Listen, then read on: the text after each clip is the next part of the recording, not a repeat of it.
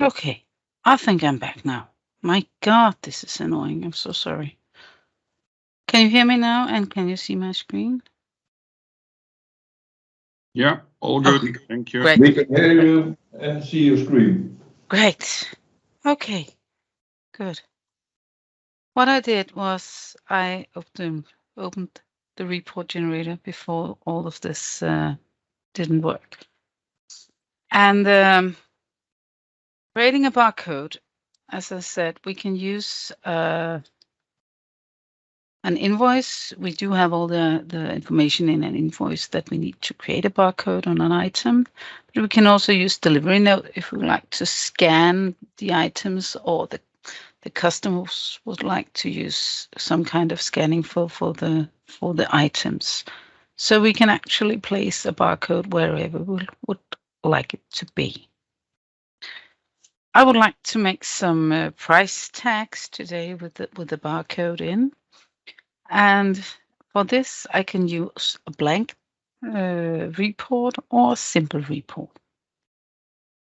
The difference between a blank report and a simple report I showed you last time, but a blank report is empty. You don't get anything on a blank report. And if you would like to design something from the bottom, that's nice. But if you would like some information on your report, just to have something to start up with, you can use a simple report. For this barcode, I would like to start totally from the scratch. So I'll start with a blank report and I press next. We need to use inventory client, inventory item client for this barcode. I would like to have a list of all of my items so I can print these labels and put them onto my items, or on the front of the shelf that my item is on. So in item, and I will have all my tables starting with inventory items here. If I have this user table with it's called user at the end, it's a table where I have created my own fields. I'll show you later how to do that. But for now, I'll just pick up this inventory item client user table. So I'll be sure to have all my fields. And this is the only table I would use. So I don't think I need to select any of these tables. So just press this. Okay. Now we have to create a data connection using external data source, or using a list page overview, or viewing the selected record, or using a master record. I told you a bit about that last time, but let's try it again. This is if external source is checked, then source is provided externally by any of the below, or else it will generate the source based on the type selected within the report. So I've selected inventory item. So if I don't set a mark up here, I will just use all the data that is selected in the inventory item. And I will have, it will be possible for me to create a menu where I specify if I would like to see all items or one items, or it will be possible for me to select within the report which data I would like to select or list. But if I set the check mark and I use the list page overview, it will be if I select the inventory in the client Uniconta and I make a filter on some of the items and I press to see this report, it will be the one item showed or the selected filtered item in my list I will show in the report. So if I set the check mark, it will be the data shown in Uniconta that we will see. If I don't check the check mark here, it will be all the data in the report, and I will be able to control the data from the report. So this is the date, the report control, and this is the Uniconta field list or list overview list control. For now, I'll just have it all listed here, so I can always change that later. And I press finish. I now have a blank report. As a default, a report is paper size A4. We can change that by selecting the area around here or the new blank report up here. Then we have selected the whole report. Below here, we get this page settings. This will disappear if I press the top detail margin or bottom margin, then it will disappear. It's only for the total report that we have this page settings. So the page setting is, as you can see, an A4. And it's going to be a very large label if I'm going to print it on a A4. Some people use A5 to print on a what do you call it? You know, those big wooden stuff you put things on, and you use a truck to move them around. I actually don't know what they're called in English, but they're very large. And but we would like to create a small label that is 6 centimeters wide and 3 centimeters tall. So it's going to be a nice small label. To do that, we have a lot of label sizes here. I like to create my own, so I will use custom. My paper height, this is in tenths of a millimeter, so this will be 300, and my paper width will be 600, like this. See, now I get a funny looking paper. What we have to do as well, we have the margin up here. We have the top left and right margin and top and bottom margins. So we can put a 0 in all of these margins, and you can see the paper is being smaller as I do this. Okay, like this. But if you look here, this is the detail band. And the detail band also have a height. So if I press the detail band, you can see here, the detail band is only 254 to 25 millimeters high. So if I use the height of this in a paper that is 3 centimeter tall, then the detail will be too small and will jump from page to page. So the page will be the page will not be nice. There will be a gap in this. I'll show you. I'll let this be. Now you know the height of the detail need to be 300 as well, but I'll show you what will go wrong if we don't get this right. Good. Let's see. This is just a label, and to preview it, it doesn't contain any pages because I didn't put any data into the page. So I'll go into my field list here and see if I can find some interesting data. I will have the item name so you can see which item I am working with. This can be wider. And as you can see, if I can center it like this, so it will be centered automatically. I will do like this as well. Let's see.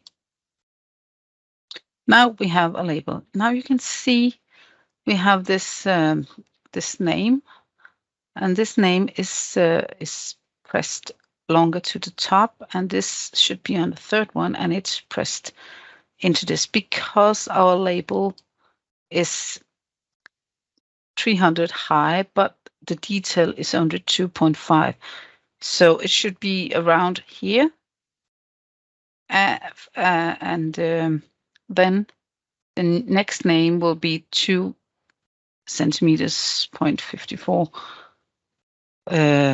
down. So this will be the error you get if you don't get the height on the label and the height on the detail the same, or the margin if you use margin. So I will go back. I'll press the detail, and I'll see here, and I press 300 like this. Good. Let's see if this is nicer. Now we have all the items listed in a nice plane. Good. Okay. This was just a name. We were supposed to work with barcodes.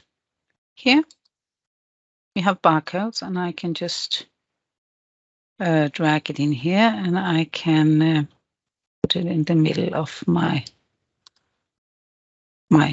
label. Let's see. Now we have a barcode. This is the same all the way because I didn't put any data into it. Good. To create a barcode, a lot of people uses the what you call EN number. I'm not sure I do have any EN number, but I will look. We have there it is. We have the EN number here. If you would like to put data into any of our component, you just drag this into here, and you can see it gets green, so it's grabbing the data. I'll let it go, and you have the database icon over here, and you know some data is in this label. Let's see. It still looks the same.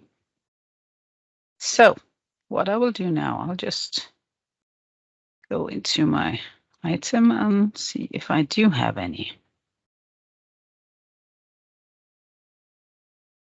Don't do that.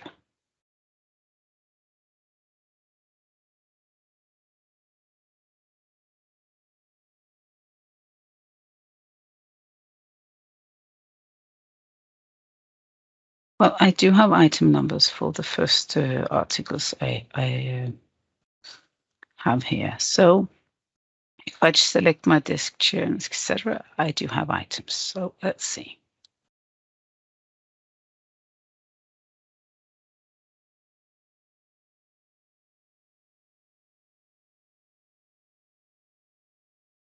Now,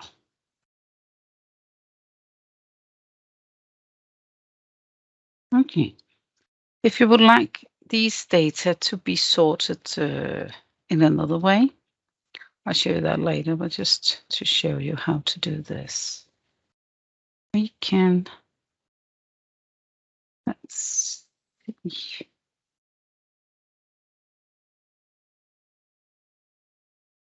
No.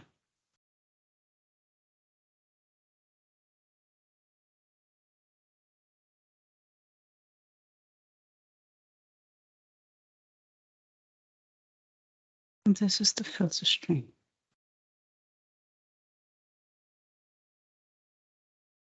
This will be later. Okay.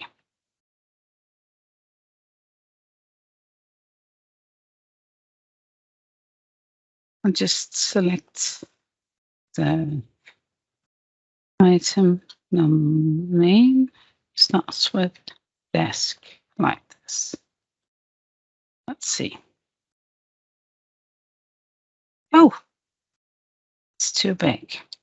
Well, if you're creating barcodes like this, we have here, well, when I started report generator, I was thinking, well, I will just read all about these barcodes to understand how they are working and which one to use.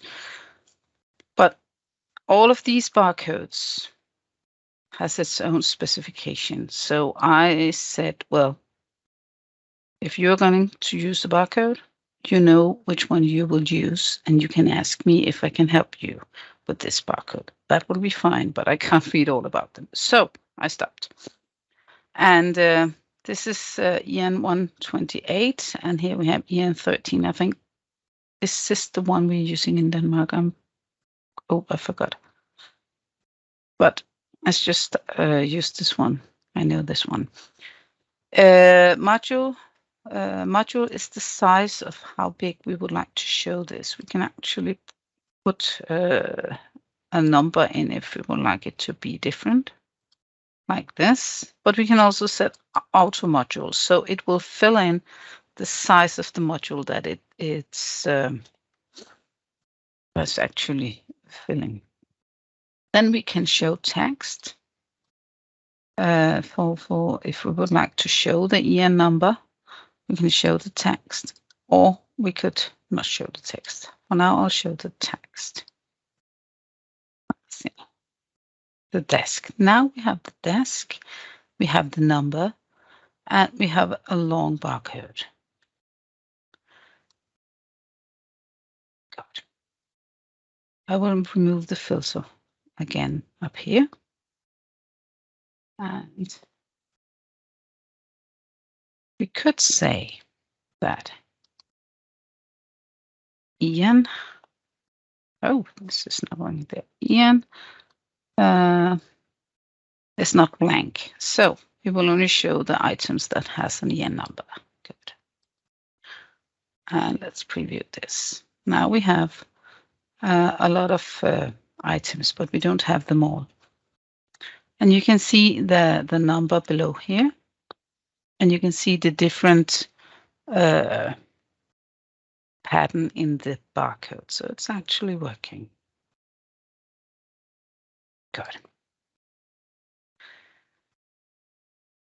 Some of the things we need to know about this barcode, if we would like this to be centered or another color, stuff like that, in the name, in the label like this, we'll just go up and say this should be bold and this should be green, then it's done. But the barcode's not working like that. The barcode, we can go up and say it should be centered, but nothing happens. We could go here and say it should be red. Okay, that happens. But if we would like this to be centered, let's see. I would like this to be 1 and not auto-moduled. Then it will be out in the left side. So if I would like this to be centered, I can't use this one. I need to go into the properties and I need to use this one. So a barcode and the properties is working in the property windows, not from the top menu.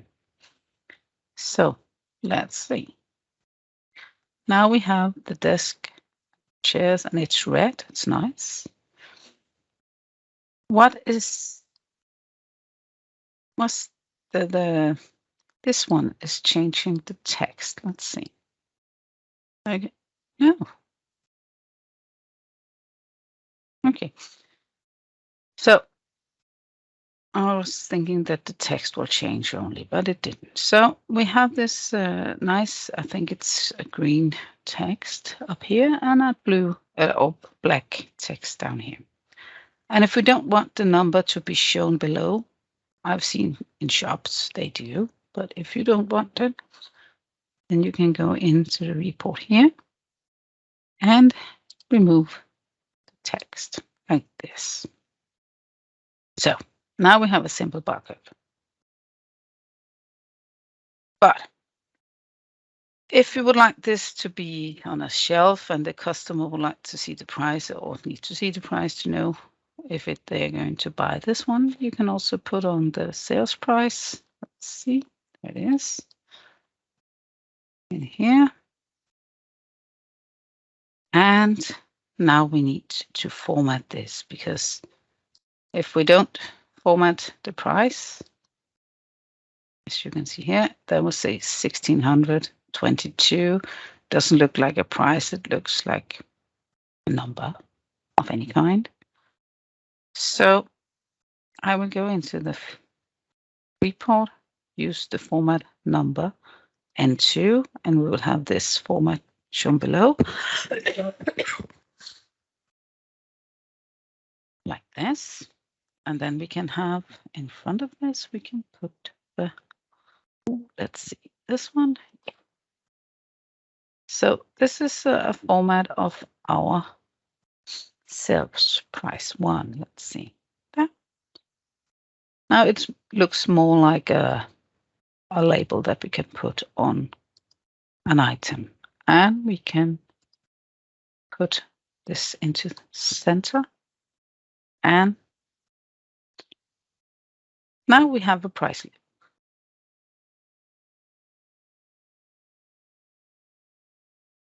And again, you decide which size this module should be. Auto module, then it will fill the whole label. And that might be easier when you're printing it and the scanner needs to read the barcodes. And we can put in the string as well here. So now we can print it and put it on the shelf. But we can also, what are we going to print here? Let's see this one, because yeah, this one, the alignment up here is aligning the text, and this alignment below here is aligning the barcode. So the properties of the barcode and the text is in the top menu here. So that was just something to know, this one. But if you would like to use this barcode and only print the selected items in our Uniconta, if we look here and say we would only see items not equal 0, like this. Oh.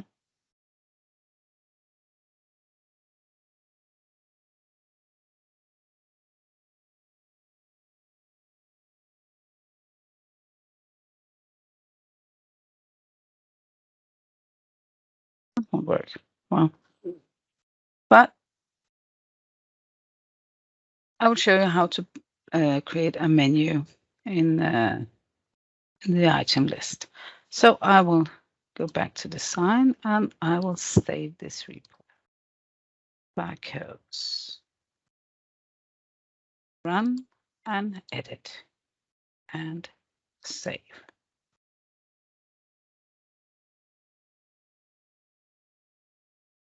You can see I already has a menu up here, but I'll create one more. In my report, we said that using external data source.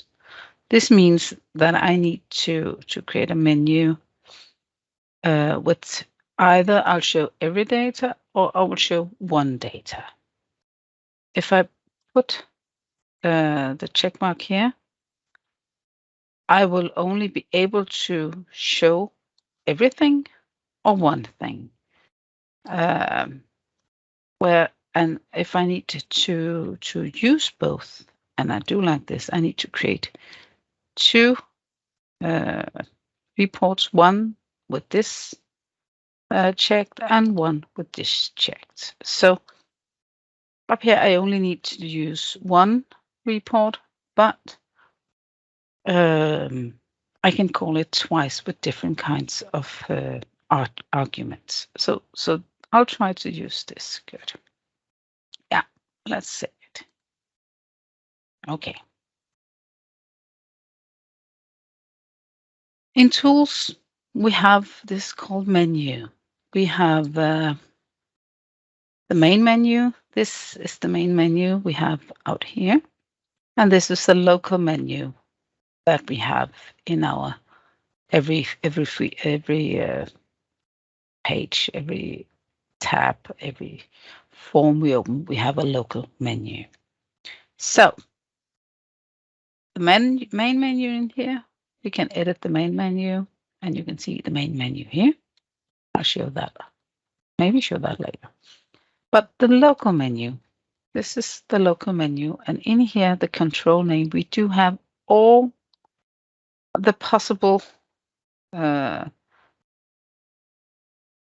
pages that controls that we are able to create a user menu in. Okay, which control do I need to select? Yeah. In Uniconta, we have it's possible to press F12. F12 is when you are working with tools, the most important button. Okay, I'll show you why. I'll press F12. F12 tells me the control name. You have the inventory items. So this page we are looking on right now is called inventory items. And if I'm in contact with developers, for instance, I just tell them, well, the control inventory items is working, blah, blah, blah, blah, and they know exactly what I'm talking about. If I tell them, well, the item page is not working, they don't know which item page because we have a lot of item pages. But the inventory item control, this is the page. Nobody else is called this. So this is a unique name, unique control. So inventory items. Close this one. Go into my local menu and I start writing inventory.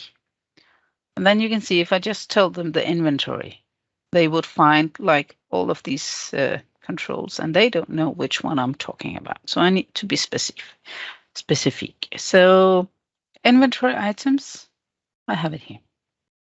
And you can see I have different barcodes here. I can delete them because I know they're not working in this company. This is a backup from one of the old one. So now I have an empty user menu. I can, if I need to create a new menu, I'll press the plus and I have a new menu. This I will call barcodes like this. And then I need to select a control type. We have the report preview. We have user-defined table controls. We can create our own tables as well. We have export controls, import controls, external command. You can actually put in, if you use this external command, you can actually write the path to your Word or your calculator, and you can open it directly inside, not inside, but from inside Uniconta. We have the possibility to call plugins. If you created a plugin, you can call it from this menu. And the form, you can call another form from this menu. A form is, for instance, this inventory items control. It's a form, and you can call it from this menu. For now, we will just use the report preview. I called the report barcodes. I'll write barcodes like this. The line number, if I do have more items in my my menu, I'll write the line number here, 1, 2, 3, 4, 5. The argument, now I need to think because we have 4 arguments and I have only, I can't remember them in my head. I'm so sorry. This is, I normally write things down and then it's out of my head. But I do have it here somewhere. I guess. No. Let's see.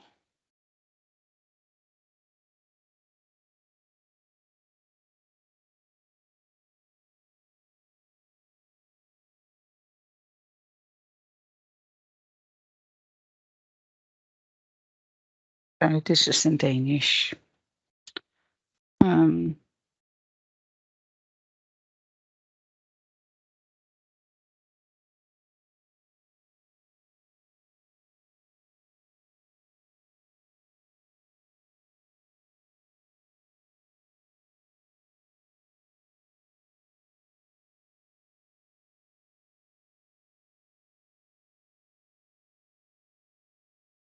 No.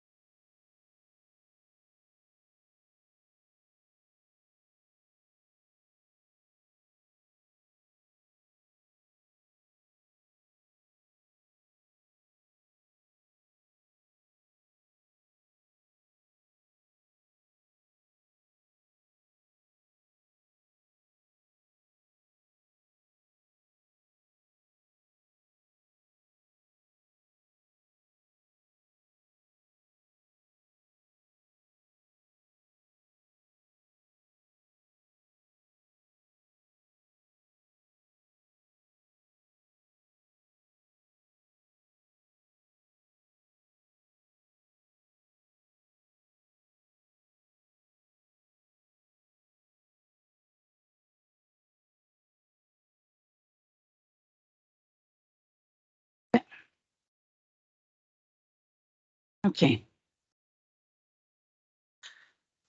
We do have these arguments we can use in the menus, and for control types report preview, you can actually see this is in English, but in the Danish one, so you can actually have this this link. I'll put it in the report material here.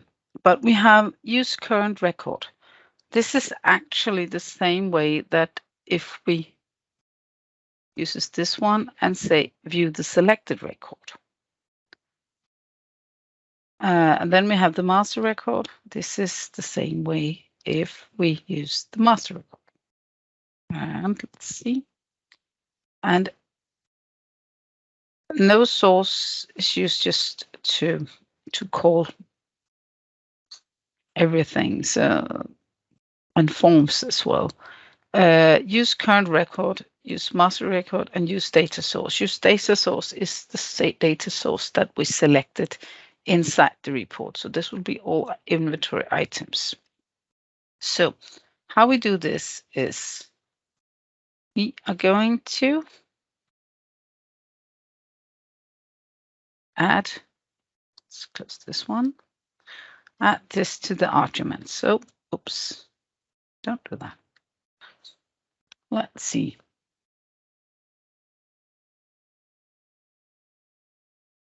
Report preview. Let's see if I can remember this. We are going to use this source type. Go away. Okay. Equals. Oh. Use current record. Now we will only show the record. Copy.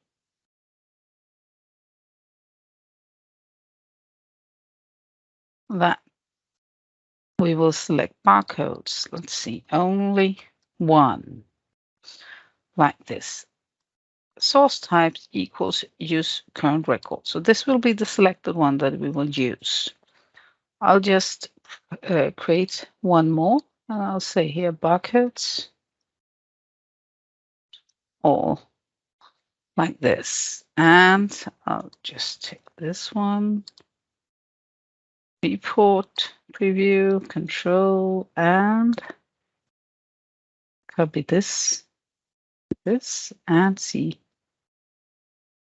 Should be use data source, copy. It's easier to copy than you don't write something wrong. So we have created two menus for the same report. This will show only one, and this will show all the data in the report. So I will save this. Every time I save a local menu or menu, it will close all the tabs and to reboot the information in the tab. So I'll select the item, and the user menu is here. Now see we have two menus. I will just add the EN number like this. And I will take the stool seat and I will select one.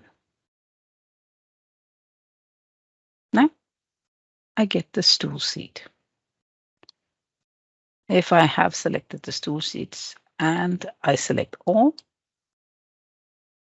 I will get all the barcodes with the data filtered in the report. It will mean that every item that has an EN number would be shown in this list.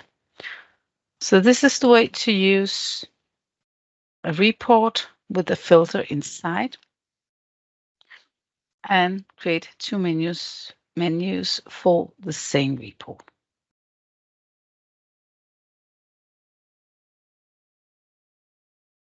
If I take this barcode here, I will save it as barcodes 2, like this.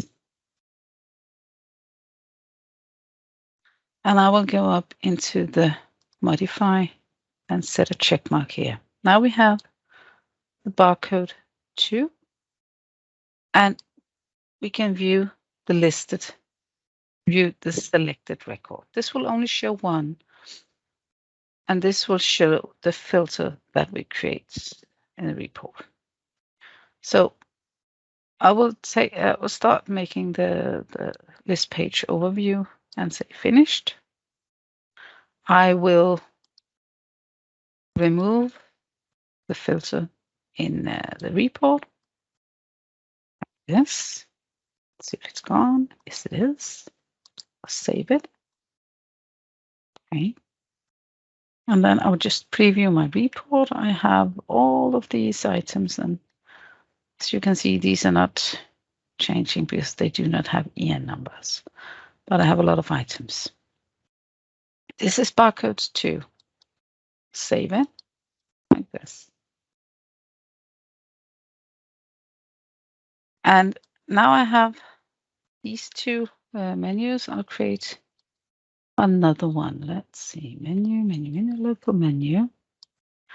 And if we can't remember how we did it, we go back to the form that we needed to know the name of. Press F12, inventory items, F12. Remember that key for Uniconta.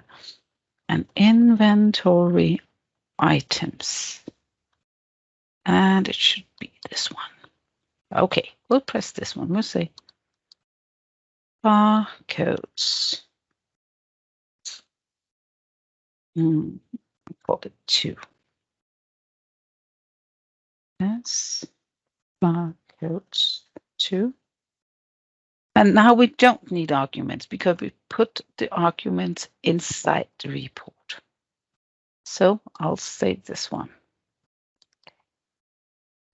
I'll go to my inventory items. And now I have 3 menus. If I select the barcode here, I will now select every barcode, every item in my inventory like this. But if I say I would like to have everything with a stool, I have at least 2. And I will go up here and I will say barcodes. And I will only get the 2 listed that is in my view. So this is how we can control a barcode or any report from the list, the filter that you placed on a grid in Uniconta. So you can create reports with filter inside of it, or you can create a report with all the data. You can also put a filter inside this if you would like to, but this will be controlled of the items that you list in here, and it will view the list. So this can also be listed or be used to show only one, but then you need to filter on exactly that one item and then use this like this. But if I go back to the report designer, yes, and I create save as barcodes.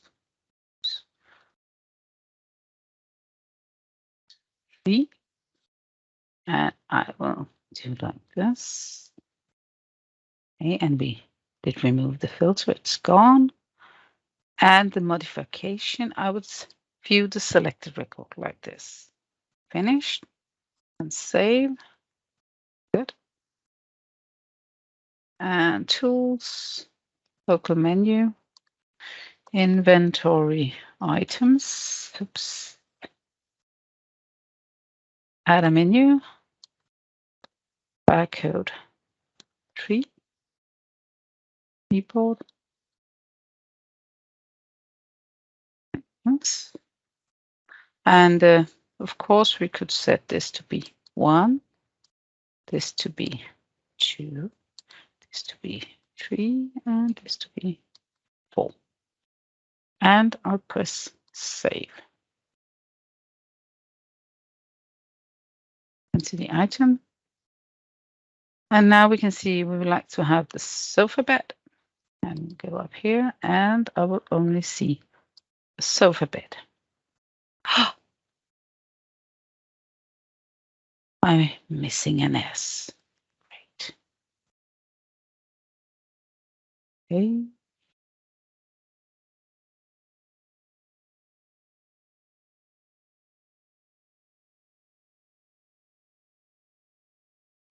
Codes like this.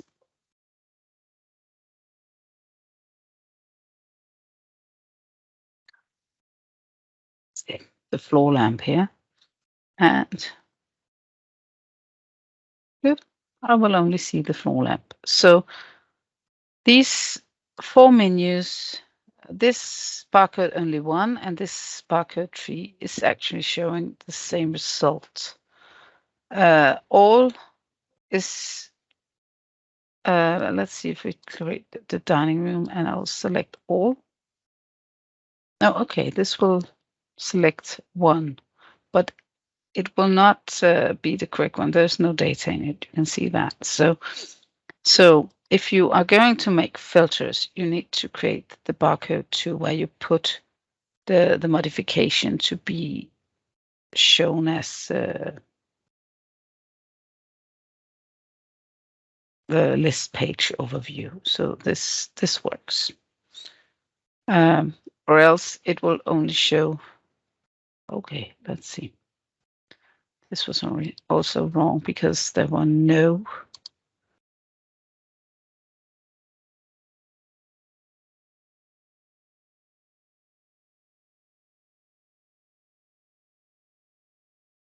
Let's see, this might work as well. Yeah, well, you could use that as well. The reason why the other one was empty was it wasn't in the filter created inside the report.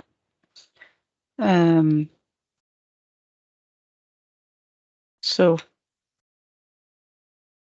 this one will also work as the second one. I didn't know that actually, but yeah, I'm getting smarter every day as well. Well, but this is also, it's not just creating a report, it's also creating these tools to be able to preview the reports for the customers. So you can make these user menus out here in the menu. Good. Any question for barcodes or for menus or for data source selections? Nah, it's okay. I'll just have a sip of my cold coffee. Good.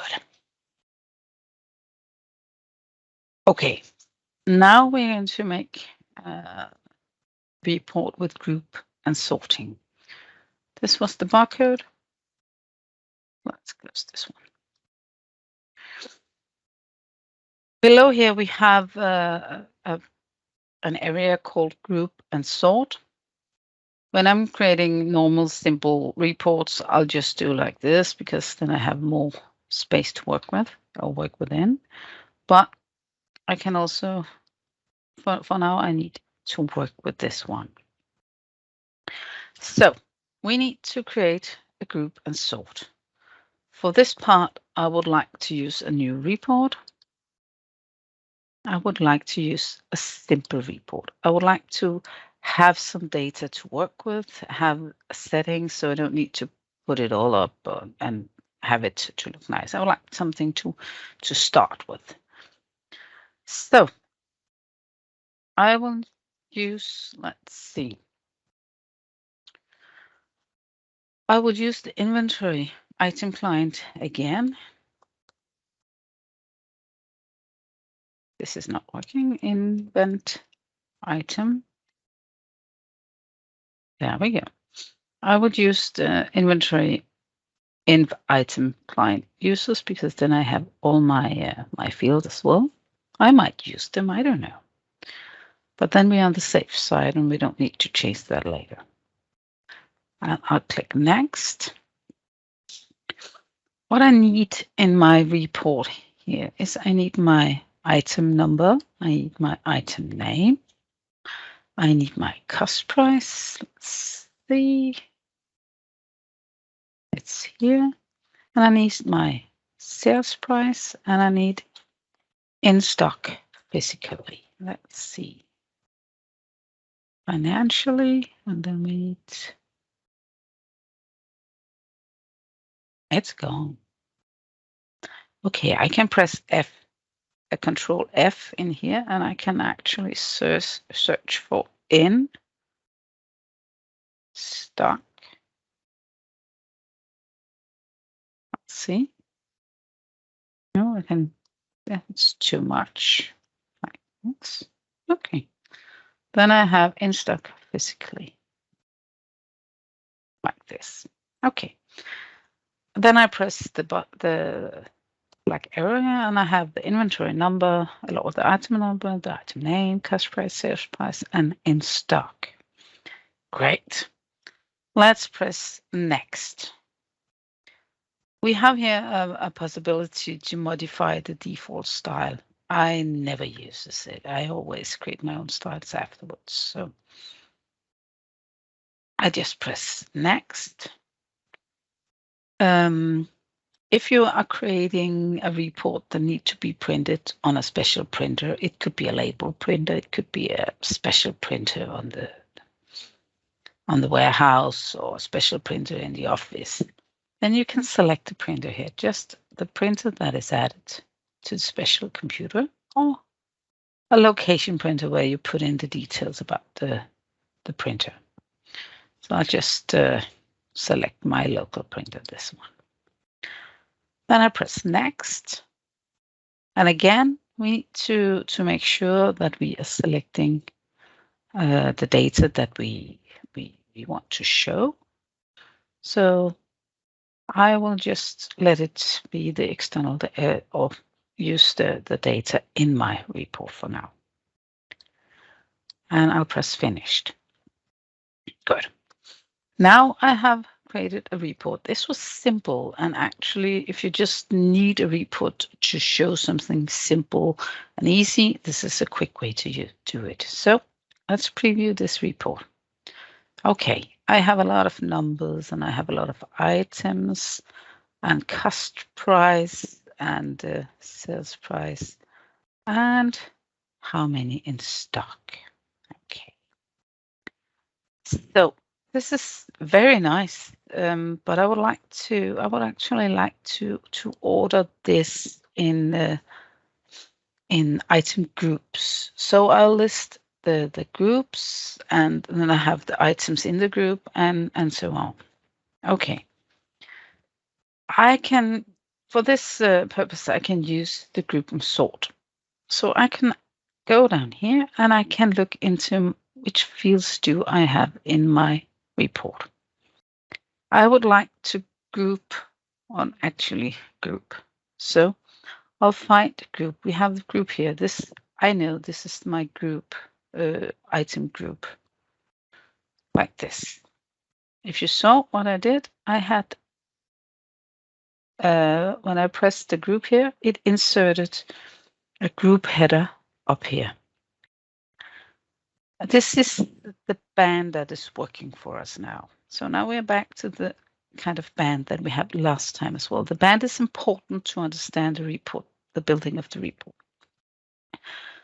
So now we have added a group. I can remove this again, and the band is gone. Go in here, and I can find the group here, and put in the band again.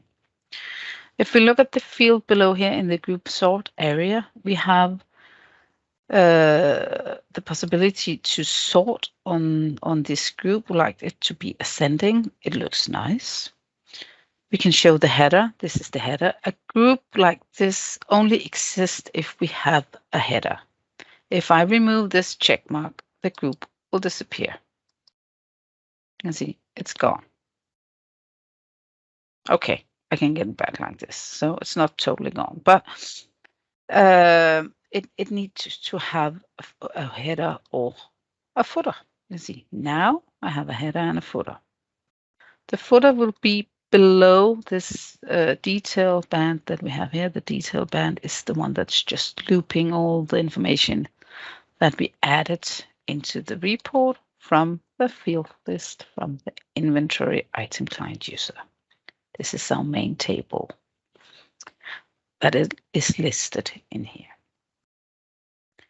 I'd like to group these data. I like to group these data in group or with group. So I will go into my data, my field list in my data, and I will find group. It's here. And I will take group and I will put it into the group header. Now, let's see what I've made. This is duty, this is freight, this is electronics, this is service, and then we have a group standard below here. Now you can see the group service is actually grouped into this. We have standard items, it's grouped into this group. And let's see, then we have pack tax, packing for win. Zero invoicing, that's a project account. And you can see we have grouped our items. This doesn't look very nice, so let's see what we can do to make this nice. You can see the headers in the top, it should be below here, and yeah. And this is actually the group number. We could use the group name instead. So let's go back to the designer. This is the group. Let's see, I would like the data group name in here. I'll go to the field list and I will, let's see, go into the inventory group. There it is, like this.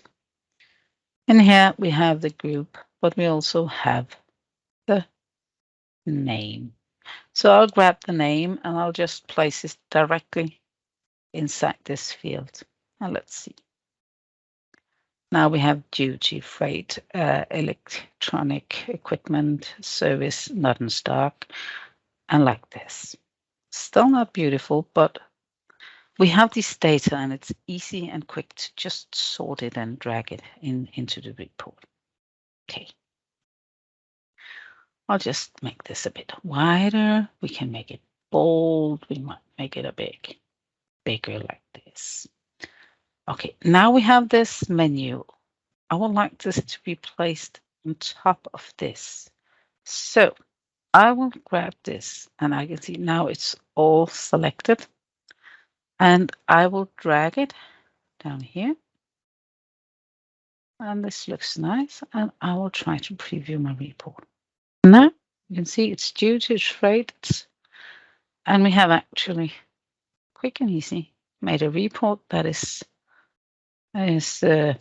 easier to view. So that was not so bad, huh? Grouping and sorting, easy peasy. Good. This is page header. Well, I'm not going to use that, but it's just empty. I'll let it be there. So Good.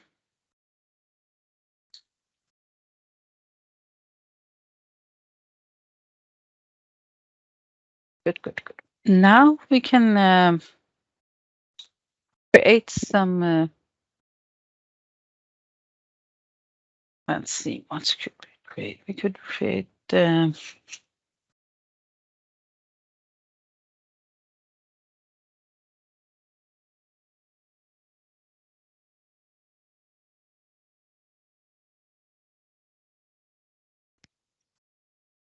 oh, where is it? Okay, yeah. I will use, we can count on, just to show you again the summary, we can use the inventory, the item number here. This one, I'll put it in below the item number here and just make it nicely. When we're working with reports, the only reason we are doing it is because people want something to be nice. Okay, we can't select the items to be on top of the bands here like this. This is right. Good. This is the footer. Now this will only show the last item in the report or in the list. You can see this is the last one. But I would like to count how many items we have in each group. So to do that, you remember we needed to use the summary running. This is the group header. So we need to select group. And when I have done this, I can go into my expression editor. There it is. And I will be able to use the summary. I will count the amount of items in this group. So I'll place my cursor in front of this, double click and count. I will remove the last bracket and put a new one in here. Now I will count the items like this. Let's see. 1, that's simple. And here's a lot, 7. Yep, it's true. And in this group, we have a lot of items. You can see 65 and 1, so on. So this is the counting, but we also would like to know physical in stock. We could calculate the value of the stock. We have the cost price, we have the sales price, and we have the physical in stock. So what we can do is if I put in, right click here, insert, this is a table that is added, then we can actually put in a column to the right. I can do that up here as well. Insert column to the right. Then the style, the width and stuff will be exactly the same, except this one, because that's not in a table. This one and this one, then we are quick. Okay, the value, let's see, value of stock. Good. How do we count the value of stock? Well, we calculate the number in stock. Would you call it added with the cost price? And then you have the value of the stock. So let's do that. There's 2 ways of doing that.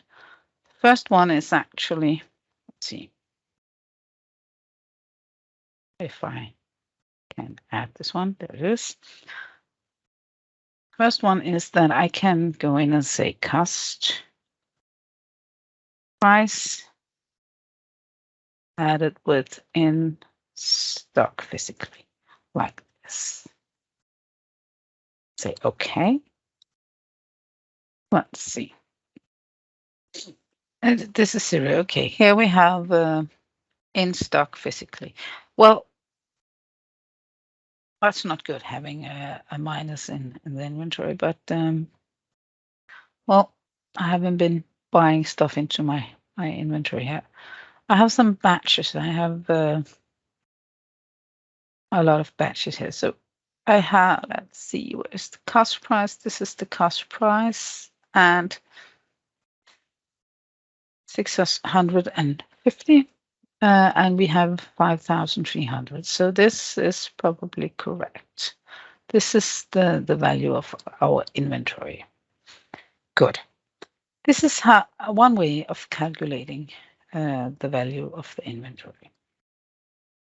The other way is actually, as we did last time, we did added a calculated field like this. And always remember to call it something that we can remember. Like this. And then we have the expression below here. Just press the 3 buttons. And again, we can do cost price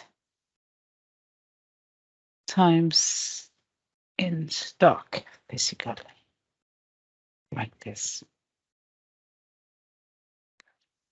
And then I can do like this, just to show you that it will calculate the same.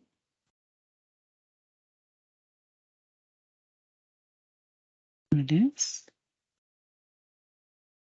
Like this. And as I said last time, we need to do it twice because it's not grabbing the data like this. Okay, let's preview. You can see we have the same calculation in both fields, like this. So, of course, we wanted to format these fields. I'll show you. We will do that later. But we would like to calculate the total value for this list. So I will put in a field below here and enter this one. This is still the group, so I will have to put the group as a summary running. If I don't do it, do like this and see the expression. We do not have the summary in this expression. So I'll put the group and go to the expression, and we have the summary. Good. This is not a count. This will be a summary. So I can use the sum for this, like this. And now what are we going to calculate on? Well, the easy way is to use our, I actually don't think we can use this one. Then this is where we need to use the calculation, what do you call the calculated field that we used or created. So I'll write cal. We can't do that. Okay, let's see. Just use this one and find it in here. There it is. Oop. And then it will calculate the summary all the way. Let's see. 0, that's true. It's very simple. It's very simple as well. Now this is going to be fun. Let's see. I'm not going to do the calculation in the head. Let's see. Just have a normal, nice. There we have. Here we have a very large number. It might be correct, but this is the sum of all of these data down here. And this is where we need to use this calculated fields, because I can't use cost price. I don't think I can use that. If I needed to do the summary of the cost price times in stock physically, this is, you can't write that in this one like this. So this is where we need to create this calculated field and actually put it into this field up here. So I will just for the nicer look, put this into there, and I will delete this one. Okay, good. What we also would like to create a running sum just to show you how to use it. I'll put in a new field here. Oh, I put it into, okay, it doesn't matter. Left, okay. Just for the nice of it, like this. And this should be N2. Good.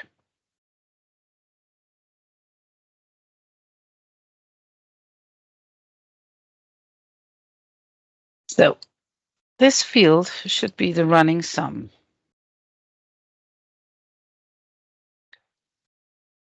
The running sum of what? Yeah, well, let's take the running sum of the value of the stock so we can see that it increases or decreases if we have plus or minus on our inventory. I will go into this field, and again, I need to set this summary on a group, and I need to select the summary and the sum running sum, double check, click on this one, and then I will put in the field that we created, the calculated value of stock here. Let's see. Okay, and let's preview. Okay, this is just correct. Let's see below here where we had a lot of data. Now we are adding, you can see we have the running sum, and this will be increased or decreased regarding if we have a minus or a plus here. And you can have the running sum all the way down to the bottom, and you can actually see that this is the same. So it's calculating correctly. So we have the count, the amount of items that we have added on the inventory. We have the total value of every group, and we have the running sum here. So we have the sum, the running sum, and the count. This is useful to, this is useful if you need to calculate something for the customers. Good.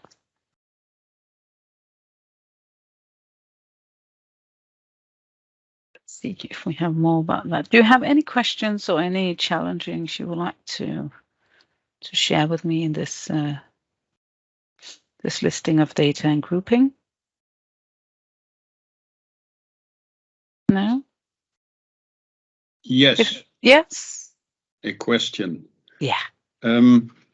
Somewhere in the preview, by the way, this is Wouter. Hello. Somewhere in the preview, I see your item number, and it mentions a little bit down, it's like 2 digits and then a minus and 2 digits.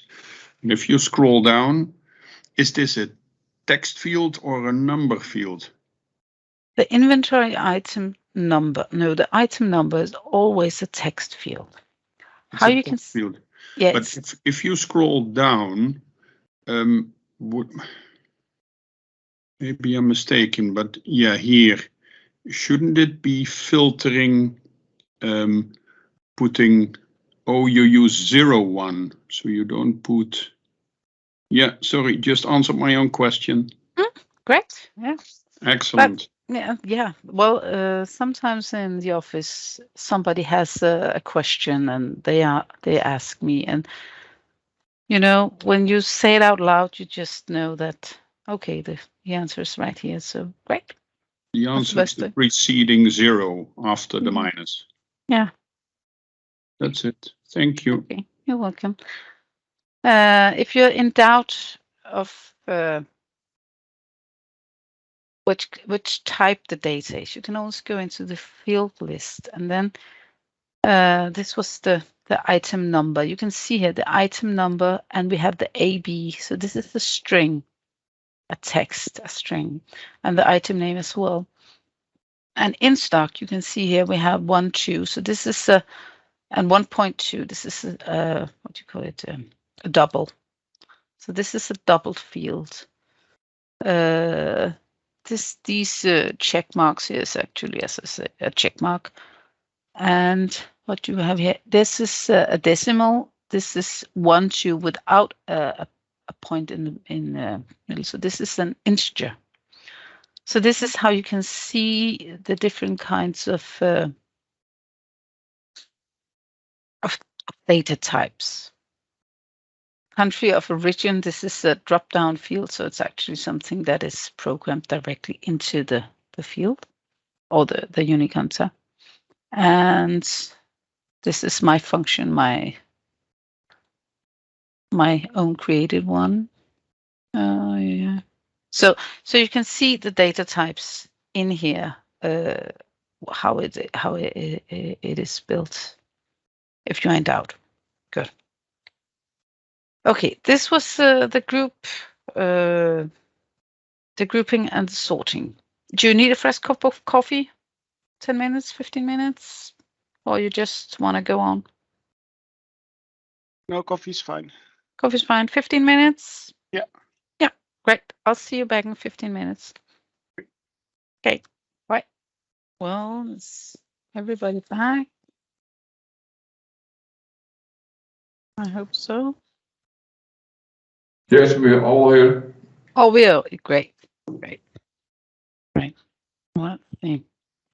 Okay, we're going to create a field that we're going to use in the report. We can use it in this report, but to be able to create a field and use it, we need to close this report because we need to get the new data inside the report. So I will just close this report. We have the item here. We can clean the fields like this. Let's see. We do have some fields created in this company now, but we can create a new picture field, for instance. It's a nice thing to show a picture. So in Tool, we do have the user-defined fields. Depending on which modules you have added into Uniconta, you can create fields in all of these modules. I've added all of the modules because this is a demo company that I'm working with. So, but if you didn't have a CRM, you wouldn't be able to create fields in CRM and vendor and stuff like that. Okay. I've added the inventory, and I have added everything beneath the inventory. So I can create fields in price list, in language, in production, wherever. But for now, I would like to add, now let's try to create an item, a picture on an item group instead. We created a list that had item groups and the list of items, and now we can create a picture for item groups. So I will give my field a name, and this name should not be a name already created inside Uniconta, because if I just say, okay, this is just a group, then this group will conflict with the item group name. And we will have an error. We wouldn't be able to see the group list, and it will come with an error and say, hey, you can't do this, or something like that. So what I normally do, I start my fields by writing FLD for field. You can do something else. You can also just call it something simple, but no spaces and only normal letters. And it should not be one of the names that we have in Uniconta. So that's that. I'll create this field called field picture, like this. And then I will call it picture 4. This will be the prompt text, the label text that you will see. Picture 4 item group like this. If you're using your company in more languages than just English, it could be Dutch. Yeah, it could be another language, German or French. Then you can actually make a label, as I showed you last time. So create user label. I will create one here, and I will say my group picture. And I will say, let's see, group picture like this. This would be in English. So I will take this label name, save it, this, close it. And in my field here, I'll put an add and my group picture. This will be my label. And if I go back to the user label and translate this into Dutch, German, French, Danish, I will have this label added. Good. My picture should be a string. That's fine because I'll write a path to my picture. View in list page overview, that would be nice as well. So I'll just save this. Okay. Cool. I'll go into my inventory, my maintenance, my item groups. And I can see here I have a group picture. You can see the label is group picture. So I didn't find, let's see, picture, but I guess I do have one in some of my folders here.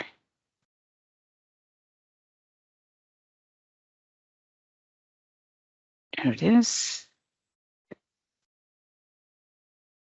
I have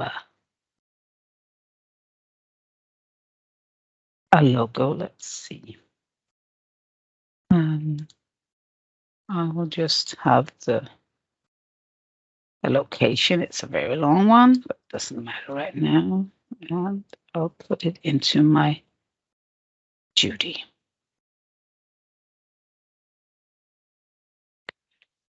This is the picture up here. Let's put the logo.jpg. I think this was good. So I'll save this, and on my Judy, I will now have a picture if I add it. So I'll go back to my tool, my report,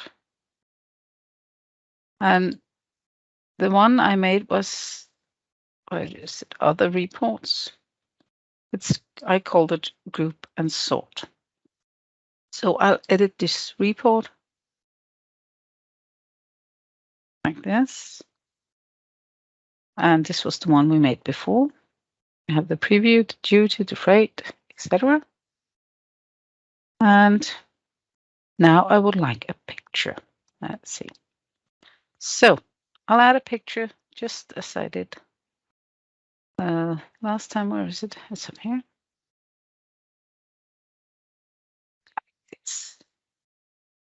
Now I will add an expression. No.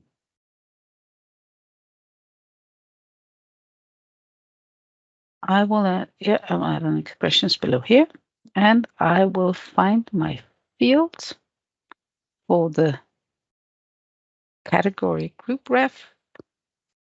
Let's see. Where is my field?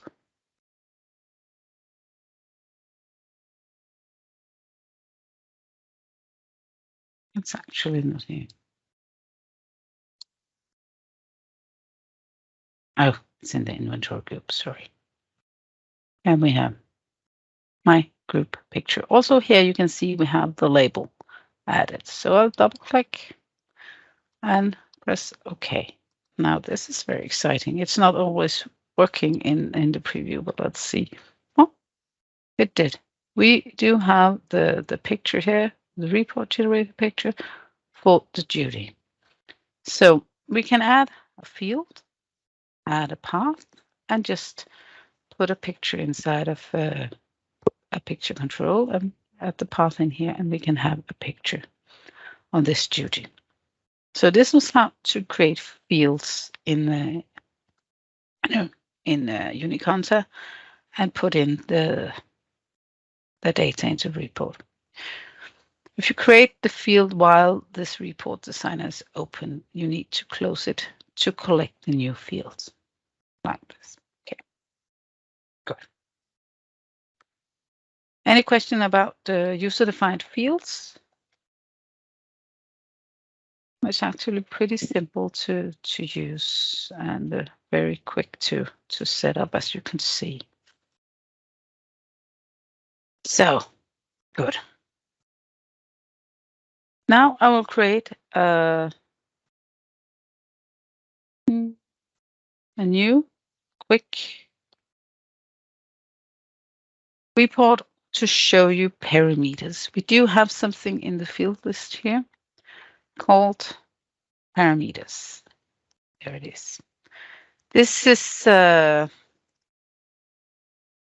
we can set up, and we can filter on the data that we are showing directly in the report. So I'll quickly just create a simple report. And we can create, let's see, the transactions. Inventory transactions could be fun. This one. And we will have the item number, the item name, and we could have the total amount, cost price, yeah, well, whatever. And the quantity. Let's see. And press next. And next again. Again, we can set up a printer, and we can set up the source. Just like to do this. Okay. This is a list of all our transaction in this company. Good. Now we would like to filter on which items that we would like to see we could select. So I'll add parameter below here, like this. This is the parameter screen. Again, give it a name so you can remember what it is. I normally do like this, palm like this, and then I would say item from like this. And then I have description. I'll say choose, I'll select the item, and this is a string. Now I can write something. No, I'll just show you. I'll say okay. If I preview this report now, okay, I will now have this parameter window out at my left. Here I can write, I can't remember the name, but we can try to do this and submit. And it will show me everything because I couldn't remember 88. No, because I didn't put in a filter. This will just show me anything. So I'll go back to the designer. In the field list, we make this good. I would like this to be, you can have no lookup. That means that you can just write something and it will look it up for you. But if you would like to have a dynamic list, a static list is something you put in yourself. That could be nice as well. But a dynamic list is where you select, you create a list that is actually in this data field data list. So we would like to use inventory trends client, and we would like to select on item name. So let's see. I'll select item name. There it is, like this. If we were selecting on the item number, then we could the display member. This is the selection field. This is not visible. But if we would like to be another display member, we could select the item name or the item name here. Let's see, item name like this. Good. Then we can set in a filter string. We do not like to show if the items that where the item name is not null. So I will put in here item name is not null or empty. It should be the one now. You can see not is null or empty item name. Then we will only show the items that has a name. Good. We can select if we would like to sort the data. We would like to sort it on the item name. There it is. And we would like it to sort ascending. Good. Now let's see what we get when we do like this. Preview. Now we have select the item. We have a drop down and we can see all of the items in here. If I select anyone like this and submit it, we will still show all items because we haven't put in a filter yet. So I'll go back to the designer. Now we will put in a filter for the first example here. Filters are in this little black arrow up here. Filter string. I can go in here and I can say, I would like to see the item name that is equal. Oh my God, we don't have any data. Well, that doesn't matter. We have a little pencil, so we can press the pencil and say parameters. And then we can say param item from. Okay, so when I run this report, I would like to see the item name that is equals the parameter that I've selected. Okay, let's see if it works. I will go into preview. Now we don't have any data. Now I enter this and I see the added article. Let's see. Submit. Okay, I only have one item that is sold. I have to have -2. I think that's good because then I've sold 2. This is the transaction. So this is the one we take out of the inventory. Let's see, we have a chair. Normally I sell a lot of chairs. You can see here we have sold and bought a lot of chairs. So this is a parameter that selects the item like this. But we can also select items from and to. So we would like to have more items selected in this. So let's see. I created this item from. Now we can create item to. So if I add a parameter, I go into item 2 and let's see. Dynamic list, and we select our data source, our member. We can also write this, I hope. And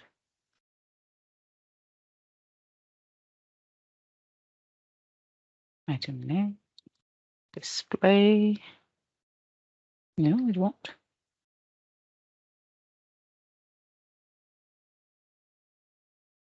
This is silly selection, but yeah. A filter string. We don't have a filter string right here. We can put on a filter string sort member. Yeah, we can sort an item name as well. Looks nice. And a setting. and press OK. Let's see how it looks. Now we have, oh, I didn't give it a name. We have the select item from and the select item to. So let's go back and see here. Our parameters.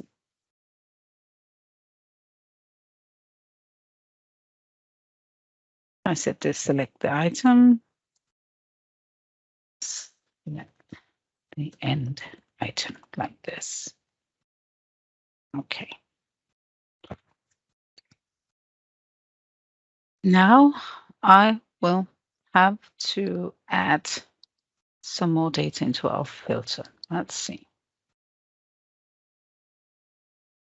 Like this.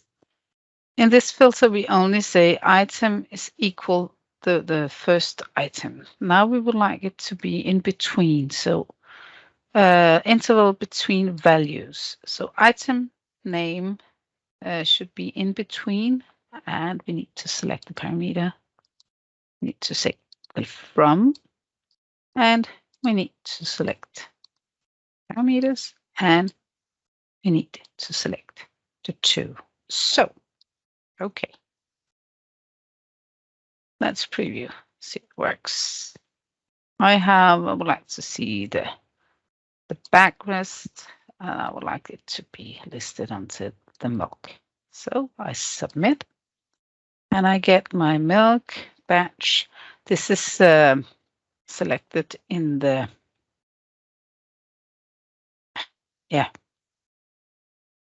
in the way it's added in the, it's not sorted as you can see, but it's selected the data that is in this scoop, if we can call it that. Good. So this is how we can select different things in Uniconta with the report designer. Let's see if we can sort it as well. It wasn't very nice there. Data member. Do not have a sort here, but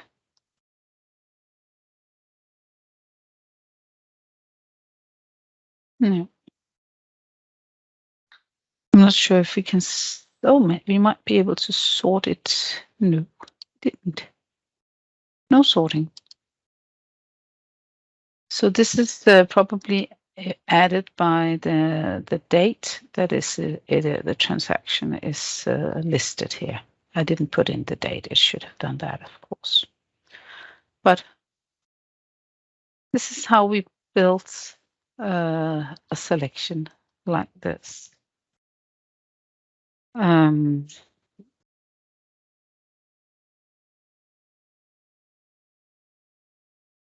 do I have here? I have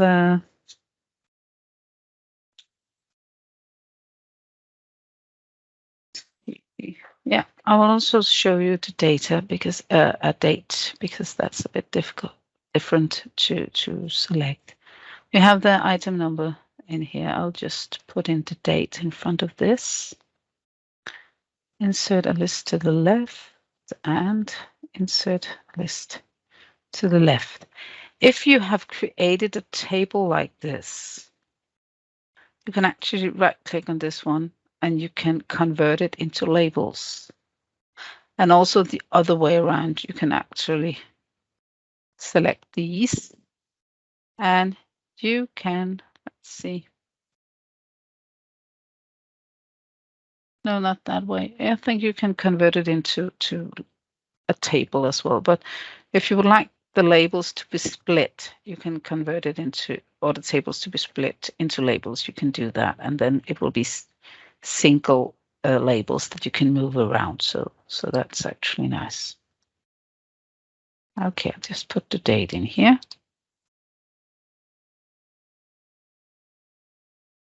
And you'll rest date. Okay. I know this date is probably not looking nice. I'll just give it a nice, well, this one. Okay, let's see. Preview, select the old.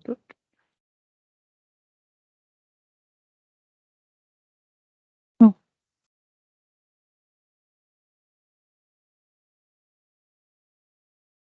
like this. Okay. Now we have the date. Good. Back to the designer. If we would like to select on a date instead of the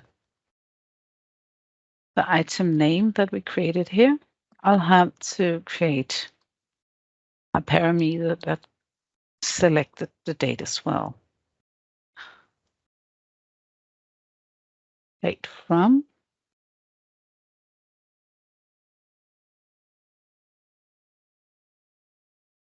Yes. And this should be a date. And it should not be no lookup. It should just be a date. Palm date from, select the from date. Okay, I'll just create a new one more here, add parameter. Palm, select date 2.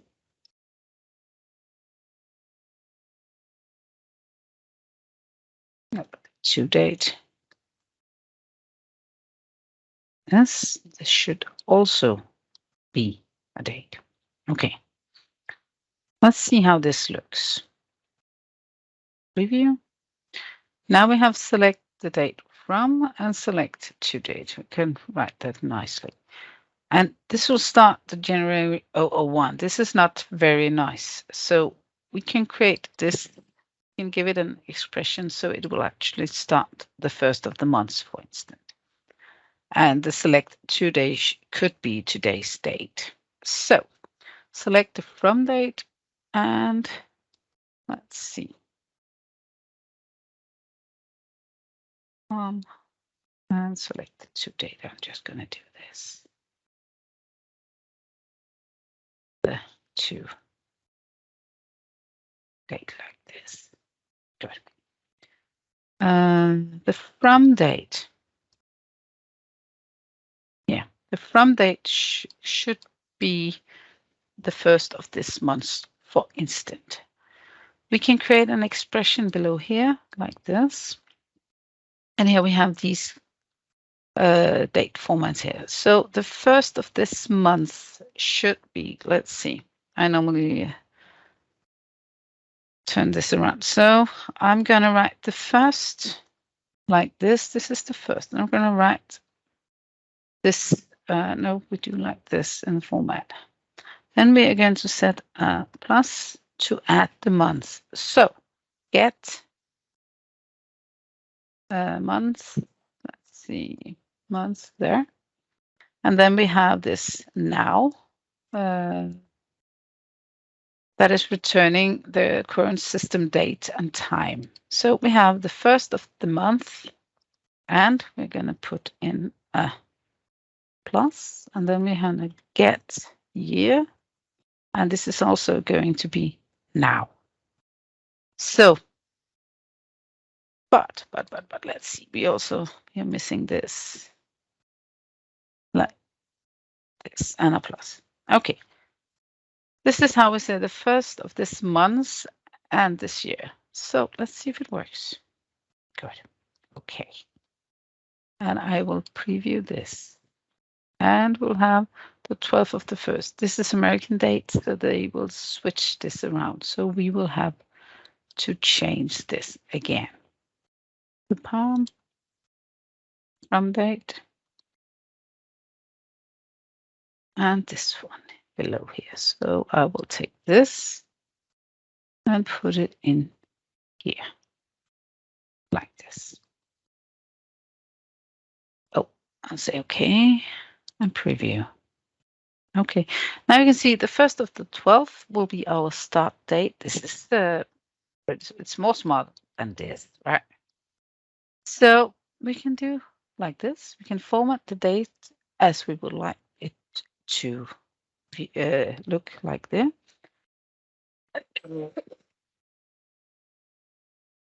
We can also say it should be the previous months, but if the get months is the first month, then we cannot just say get months now -1, then it would be 0. So then we have to check if now, get now months is 1, and then we should put this to 12 and the year to 1 less than it was today.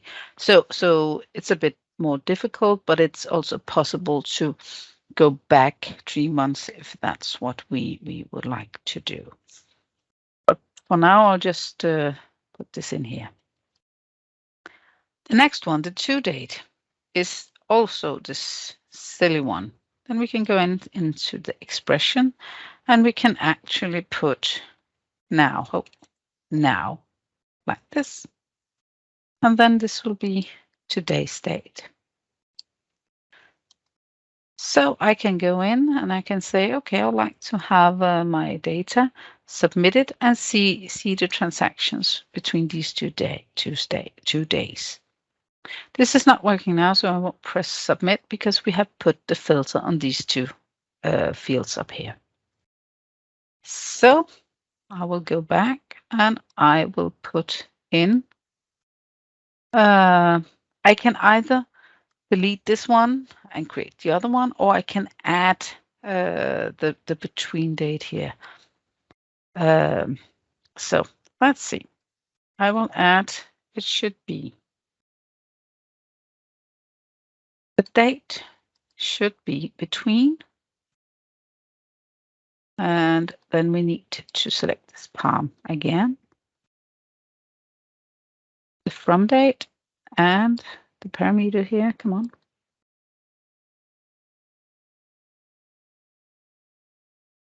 The to date. Now, when I use this report, my selection should be in between those dates and only on those items that I've selected. So I'll press OK. And I just save the report just for fun. I can send you these reports that I made when we're done, so you have them as well. Review. Okay. I will just go back a bit because I don't know when I have data from. So I'll go back a bit like this, and I will select our backrest to our floor lamp. And I'll press submit. Now I'll have these data, and they should be inside. So I can try to say 20 instead. 20 like this. Submit. It's just a year. So now we have only these data that is between those 2 days, and the floor lamp, dinner table, desk, stuff like this. So I think it's pretty smart that we can do this. Do you have any questions for this? Any challenges? Have you ever tried this? And let me know.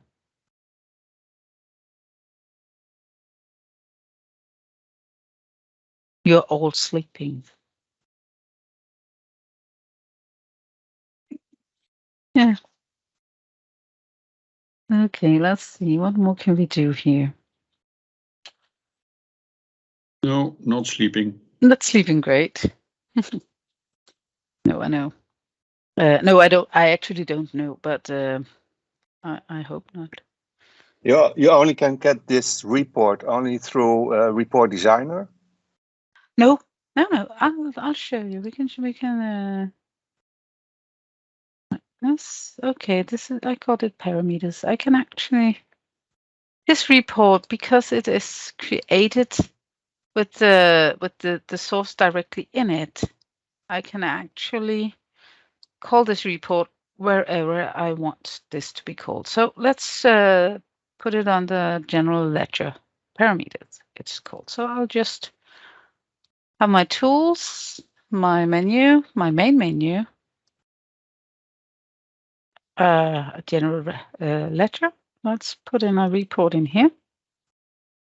Parameter report. This is a report. And it was called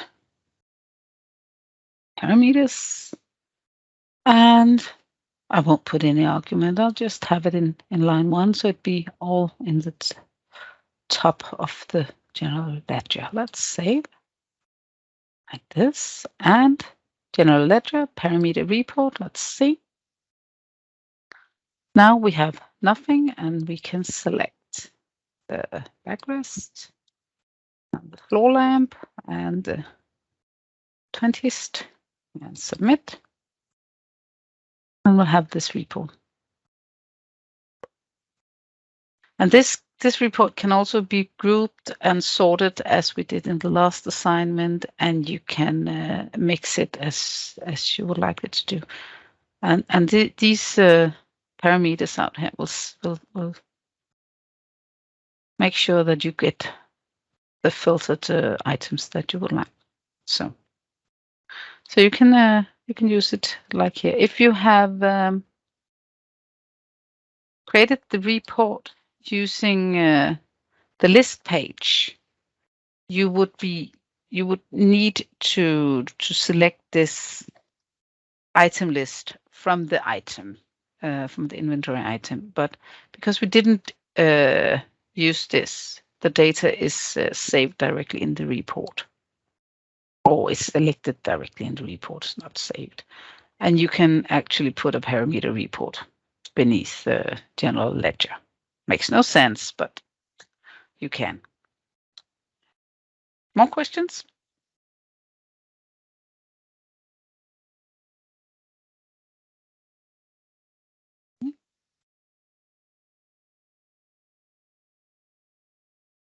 Okay. Good. I will. I have a bit about scripting.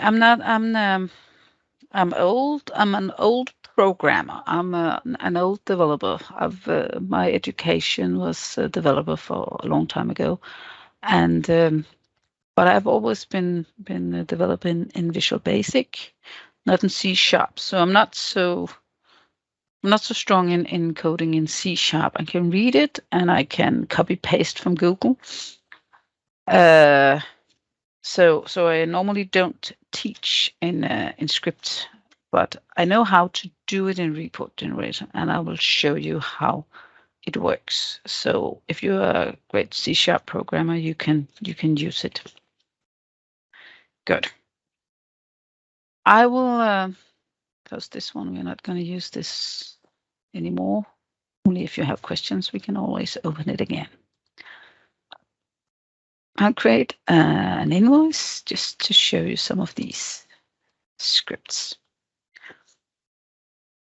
Good. One of the things that people normally think it's silly is that we have this percentage up here, and the only way of removing this is by scripting. When I preview my invoice here, it will always be here, even if I don't have any give any discounts for my customers. It will be here. So what I made my colleague, my Indian developers do was make me a script that will remove this if I don't give any discounts for my customers. Because some customers get back to you and say, hey, why didn't I get any discounts? I can see the percentage in here. So I make my colleagues make something for me because they are very good at coding this one. I'm not going to write it. I'm just going to copy paste. Do you like copy paste? So this is my code. And this I will send to you as well. It's also on the web page. But this is, if it's put in the report correct, it will just work. How we do this? Well, in the report, we have the designer, we have the preview, but we also have scripts. In the script page, we have a place where we can script or code whatever we want to. That's not completely true because it has to be validated before it will work. But this is where we can code. As you know, we have been talking about this a lot. We do have these bands. And when we start a report, it will start here and it will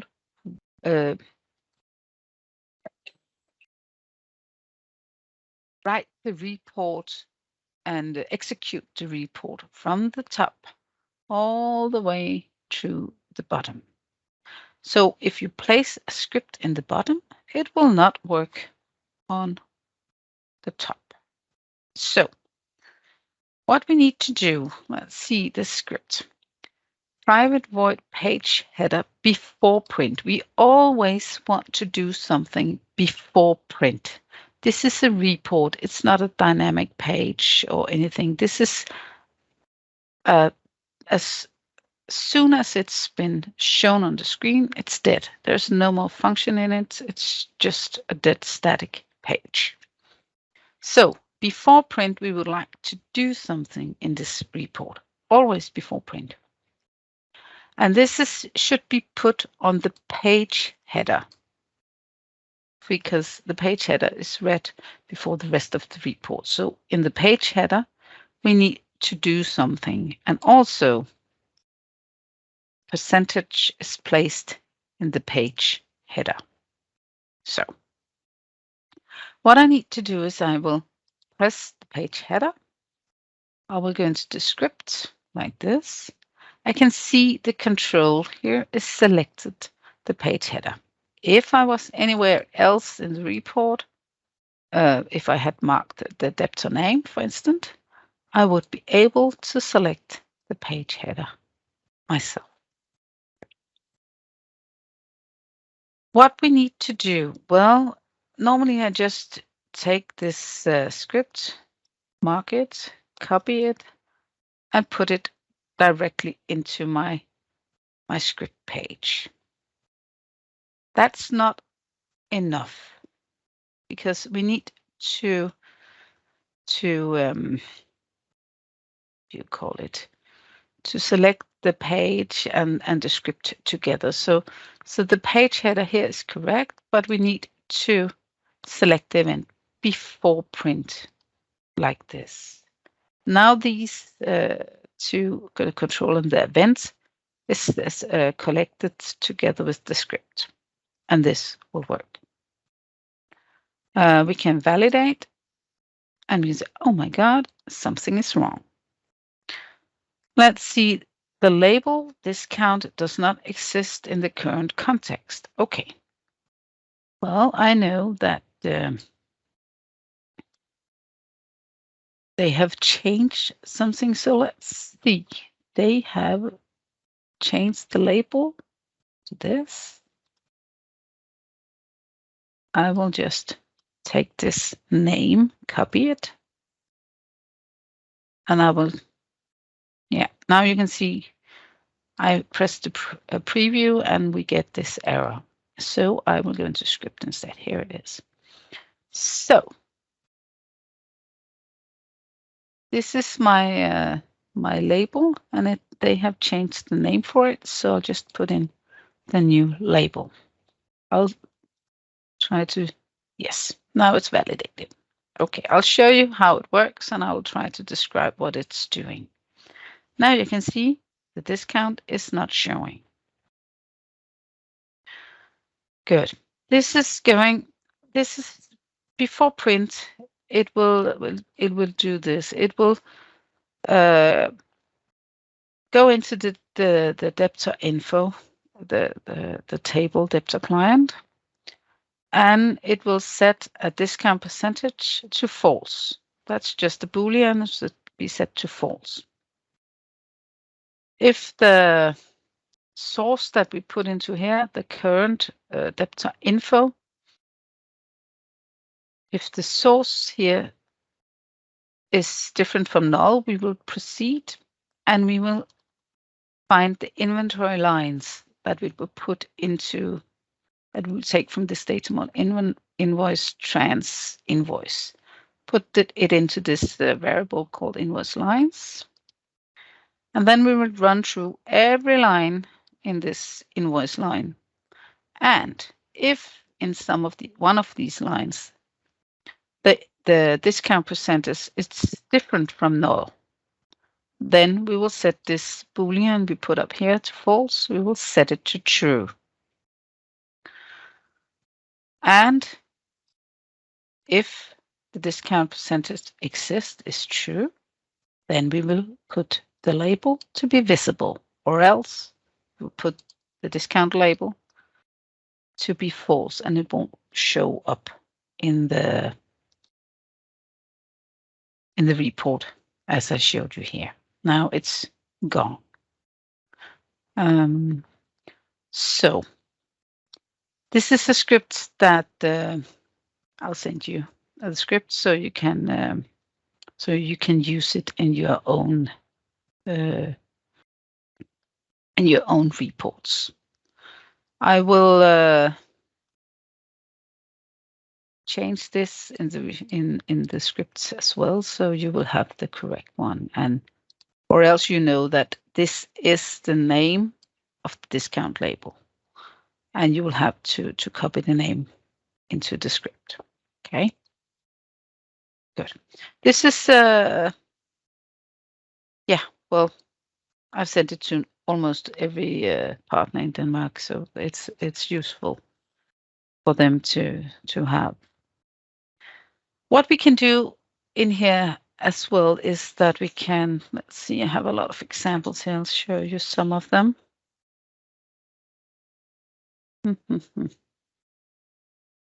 Yeah, we can also have a label here. This label is called label 1. And then we can put in some script. Let's see, is it this one? No.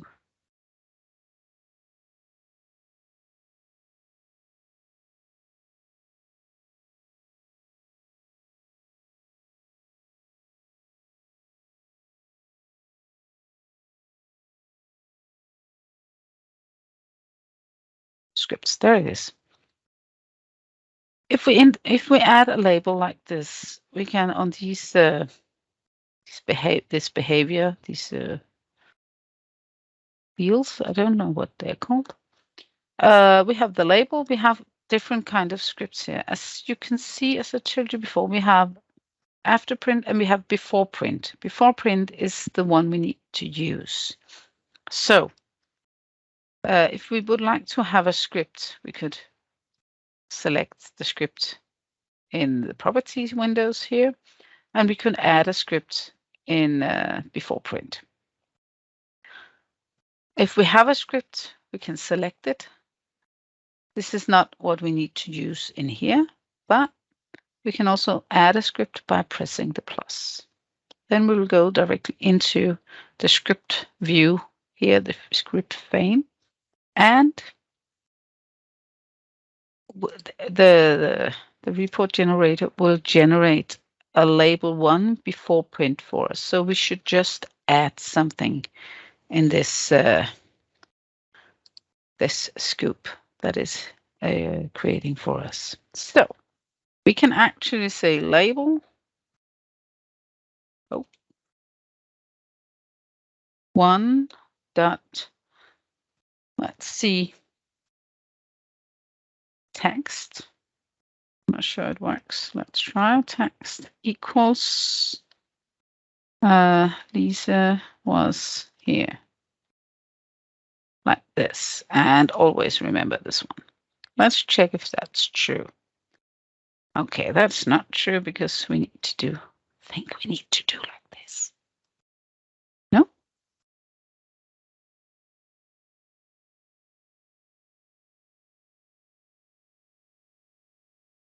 Oh, you know what? C# and the sensitive, case sensitive issue. Let's try again. No, that's not true. And Okay, now it should be okay. Yeah. So the text should not be now be Lisa was here. Let's see preview. Okay, Lisa was here. We can fill in text to our fields like this. We can also say that we would like the label 1.4 color equals color blue like this. Then let's see if it works. The text should be blue. So instead of writing directly in the form with the designer, like writing directly into this one, we can actually script in here.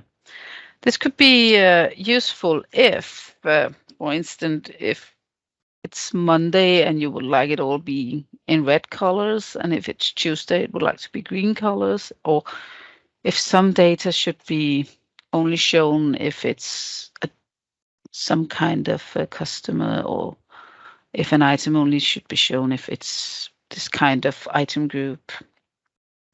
Then you can script this in the report in here.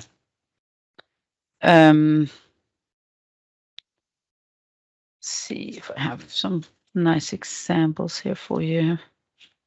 Yeah, let's do this. This was something you could use, but we can also say if okay, if I normally use remarks, or let's see,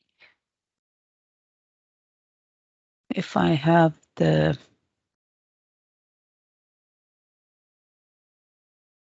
what do you call it?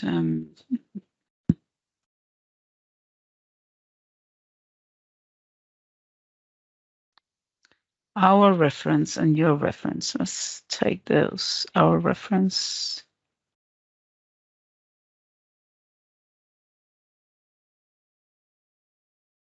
We have them here. That's because they're under invoice info. Yeah, great. Our reference, let's put this in here. If we are using our reference, then it would be nice to put in a label in front of this, like this, and say our ref, like this. Okay. This is the label tree. Give it a name so you can remember it. But for now, this is just label 3. And this is label 2. So I can do that I enters my script. And I have label 3 here. And always, always, always before print. It will add a nice little function for us below here. And we will say,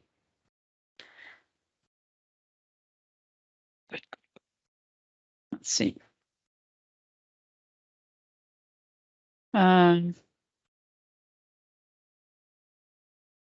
If, now we need to make an if sentence. If, let's see, label 2. This is not going to work. Label 2 dot text equals empty, nothing there. Let's do those curly brackets. Then label 3 visible. Let's see, equals false, like this. Else, oh, need to press the right one here. Else, like this. Label 3 visible equals true, like this. Now, let's validate. Yeah, label 3. Where is it there?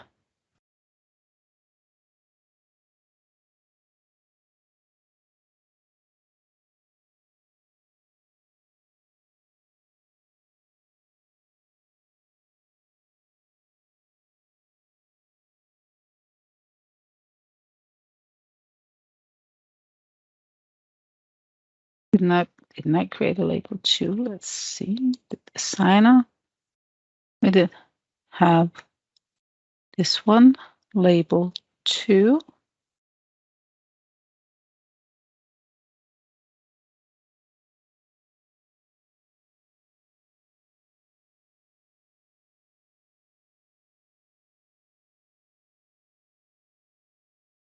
And the text equals nothing.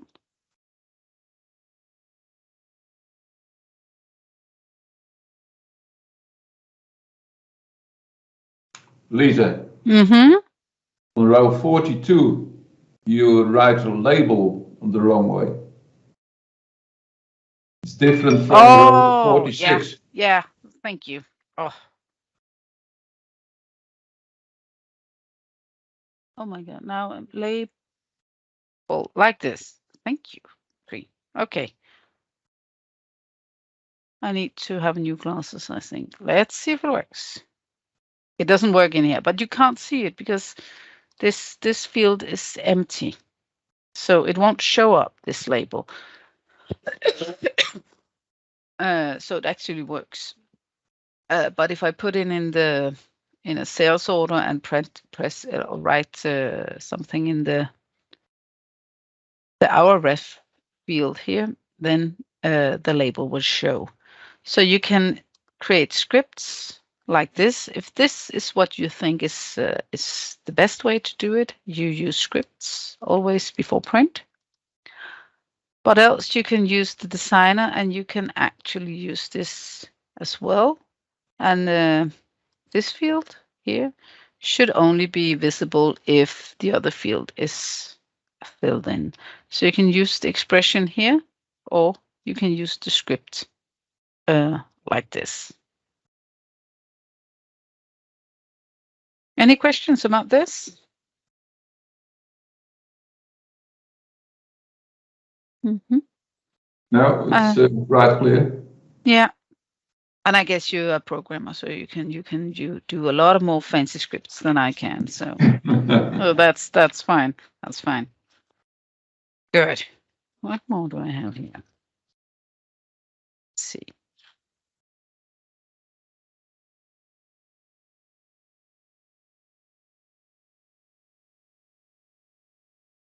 Yeah. Well, I don't have anything else here, but I did make a report the other day that is really tricky. And I'd like to show you what we can do when we have data that need to be calculated and grouped and grouped and grouped. So if you like that, I would like to show you. If you don't have any questions and you just want to bombard me with a lot of questions, that's fine as well.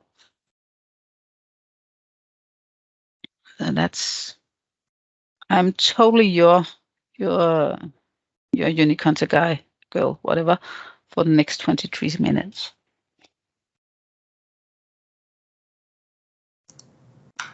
Now, I don't have any questions, Lisa. Okay. Well, then I will actually show you a report I made the other day. Let's just save this. Nah, we're not going to save this. I can do that again. Good. Let's see. I had a company added somewhere.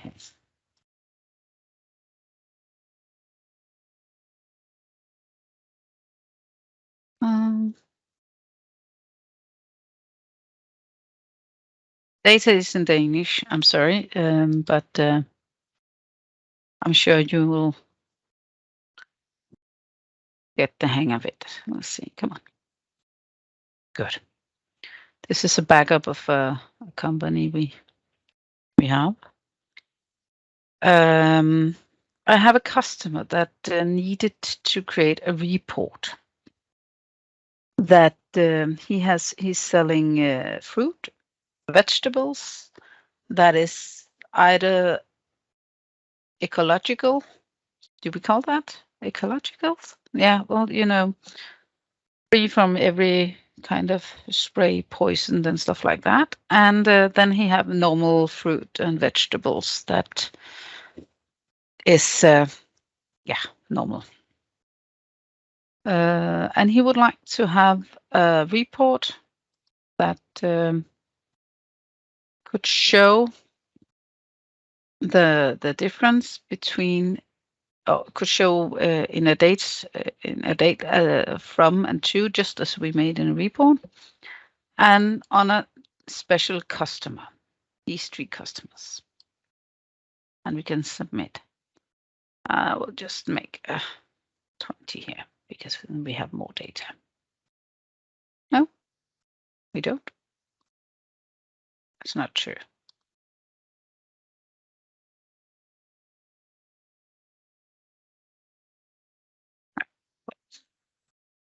We'll have it to work in a second. Well, what he needed to do was he needed to have the date, the invoice number, and the total amount for the total invoice.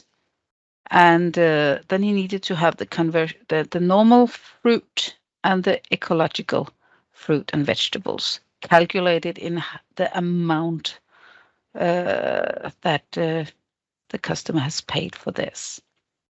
He also needed to have the weight in kilo, the total weight, and the normal vegetables and the economical vegetables, how many kilos he had sold of for this customer.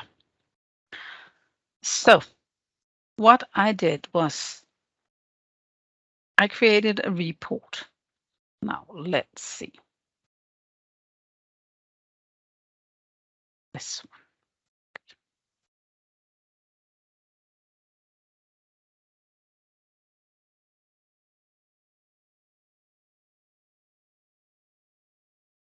Good. Like this. I needed to select these data from the transactions. So the inventory transaction was the data that I selected for my report, like this.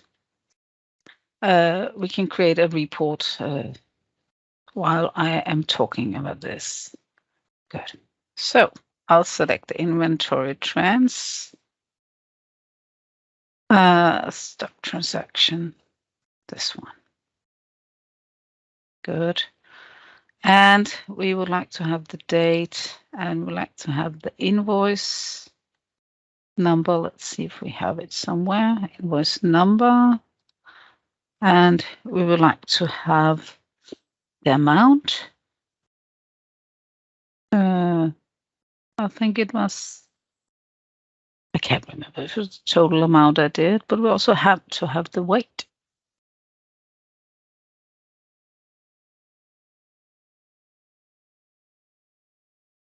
But I will select the item group here. Yeah, I think I will. That was okay. I'm not sure I have all the fields, but we can put in some more if we need them.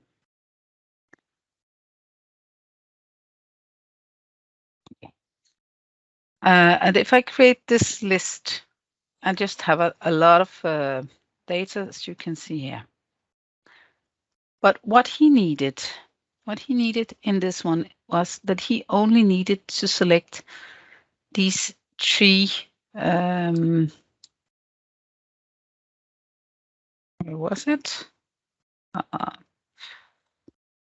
Yeah, these 3 customers. So what we did was on the customer. Here you can see he has more than 3 customers. We created a field, a checkbox here, specific ecological conventional fruit and vegetables. So these 3 customers here were the ones to be listed in this parameter box that we have. So we created some parameters. The parameter debtor, we have it here. This is, sorry, in Danish, select customer. And we can actually just do like this. It's easier to look into. We have a dynamic list, and we would like the value member to be the account, the customer account, and the display member to be the account name. The filter string should be if this field that we created was set to true. So only these customer that has this check mark would be shown in this list. So you can, in this parameter, also use filters and select what you need the customer to be able to select. Good. So this was the parameter. And when I showed the parameter here, you can see we are only having these 3 customers.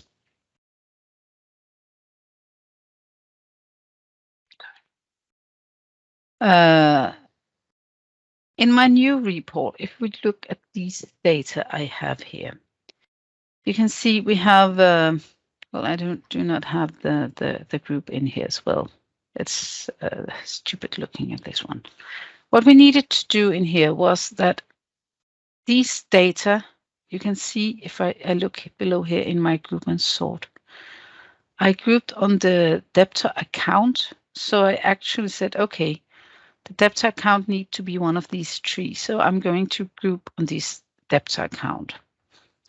I'm going to group on the invoice number, and I'm going to group on the item group, meaning that in my item, we had the item group. We have these 2. That's the most important item group that he has. So when he sells ecological items, fruit, vegetables, they should be listed in this group. And when we sell items that is in this conventional group, it should be listed in this group. So what we did was we grouped on group. Yeah, we grouped on group. And you can see I'm showing all these headers, but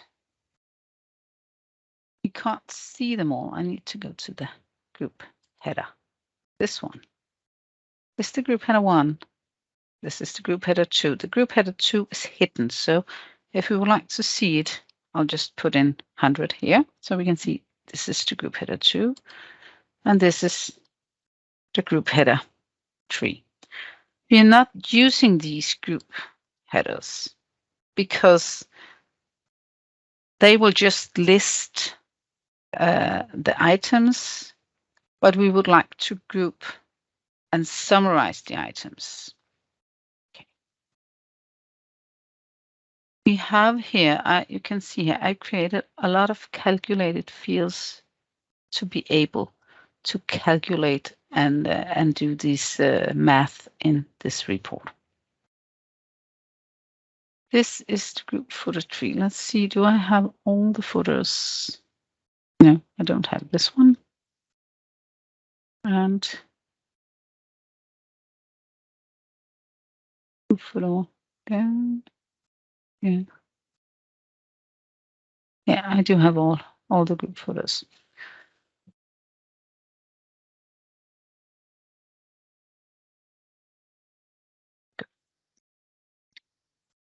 The group footer tree, this is this one. This is the group footer tree. How did I do this? Yeah. I created these fields that could have the account name. That was just to be able to filter on this account. But this is calculation of the conventional and this is the calculation of the weight, the conventional weight. This is the amount, and this is the weight. Let's see how it looks. This is a calculation of if a group equals the conventional group, the net amount is added -1 because the net amount is negative, and or else it should be 0. This is a calculation field. And let's see, where do we want to put it? The net amount, this is the conventional up here. And then we have, oh, this silly one. I need to make them do this one, like this. And then we have the other one, the conventional weight. This is the one. Let's put it in here. Let's see. And once more, like this. Now we can see what I've done with this report. Maybe let's see if it totally.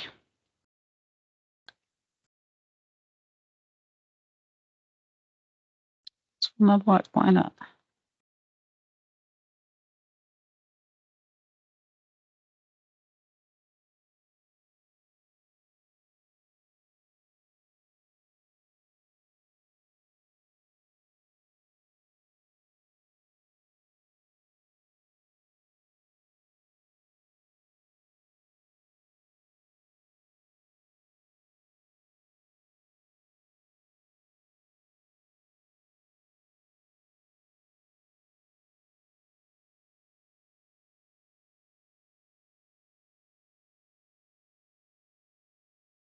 Okay, I probably have too much parameters on this one.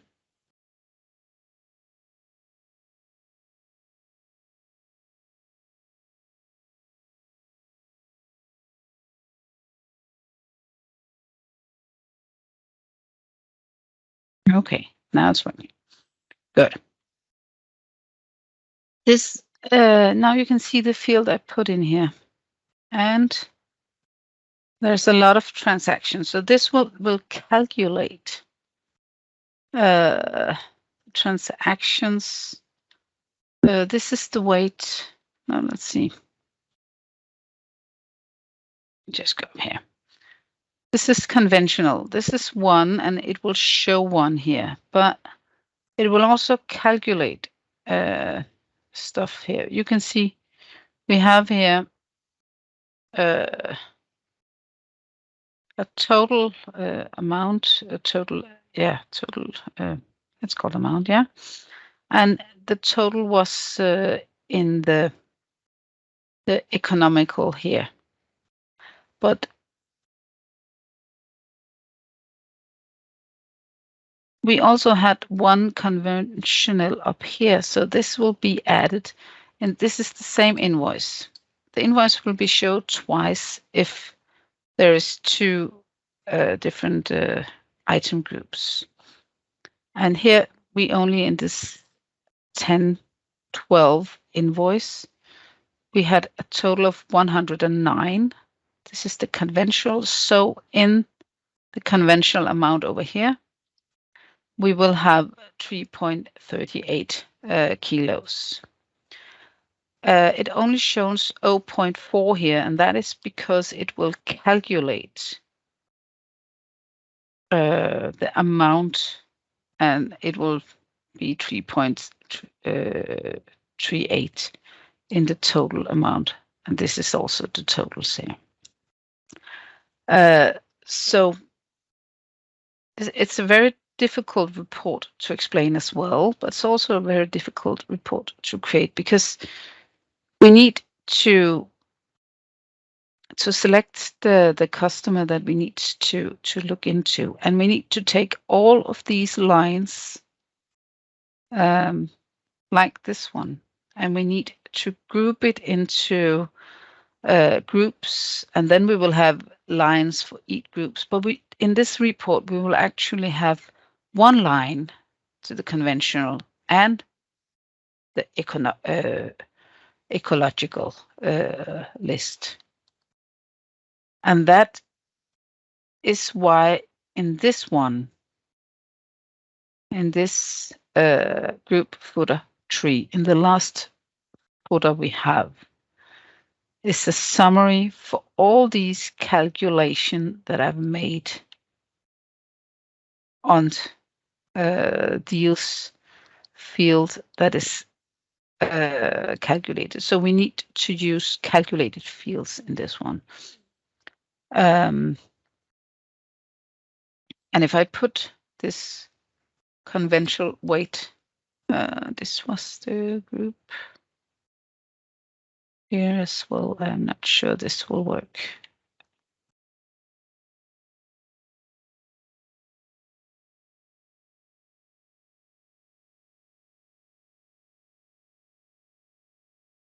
It's a bit annoying that I need to put it in twice and it's getting away from me over here.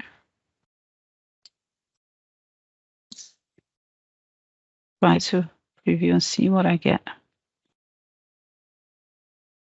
20.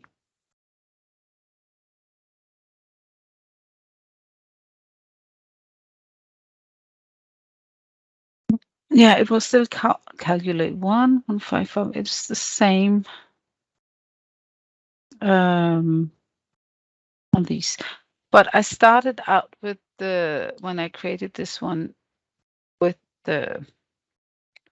all of these fields just lined out in the detail, and then it was just listed totally down and then I started grouping into the debtor account and into the invoice number. So I needed to group all the transactions into the invoice, and then all the invoice lines, I had to group that into the different group on the items in the invoice line. And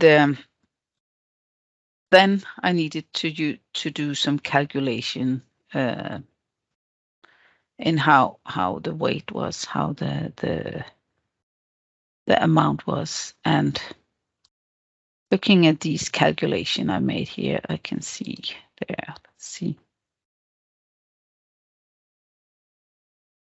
It's a net amount is, and the weight is the quantity of, I don't show the quantity up here, but I can still calculate on the quantity that is in the field list without showing it on the report. So if the group is the conventional and the quantity is set, the quantity is always, if it's in the inventory, minus if it's sold. So I add it with -1, and then I add it with the item weight, and I get the result of the weight. And the weight is taken from the inventory item where it is added when you create the item. So, and this is the same for the ecological and the same for the ecological. If the group is, then I calculate. So I get the calculation from all the way down. If there is no group, if they have added a text for something, then it's other things, and it's calculated by itself as well. So, and then we're calculating the total amount and the total weight. So this is this can also be done. So lots of groups grouping into different kinds of information, and yeah. If you need help with some of these things, you can have to send this to Matthias, and he can let me know, and I can give you some hints. So this is it. Sorry, this was a bit confusing. I thought this would be a nice thing too, but you know, I made this 3 weeks ago and I already forgot how I did it. So I have to dig in if I need to split this totally. Yes. Any questions? No, we have no questions. No, you understood it all. Was this too Yes. simple? Well, were you hoping for more than this, or did you get what you needed? Have you all been working with this for 5 years? Because then you are more capable of doing this than I am. I've only been working with this for 5 years. No, but I will try to start with simple reports, and maybe in a year or 5 I would be a professional. But the You last probably stuff will. you let us see is very difficult. It is difficult, and Yes. but if you are if you're a geek like me, it's fun. Okay. So no, I like puzzles, and this was a puzzle, and Yes, I understand. so that's true. But I hope you. I will. I have a meeting this afternoon, but I will try to translate the rest of this, and I have really tried to only do what I've written. And I'll send it to Matthias, and he will share it with you, and so you have some material. Or else, I saw Matthias has been recording this, so you can also hear my wonderful voice one more time or two for you. But at least you have the examples, so you can. On this recording, I only missed the first 15 minutes, and the other recording, I only missed the first half hour, I think. So, yeah. Well, that was just the basics, so it doesn't matter. Yeah. It doesn't matter. So it is fine. Well, if you have any questions, feel free to write to Matthias, and he'll send you my questions, and that would only be fun.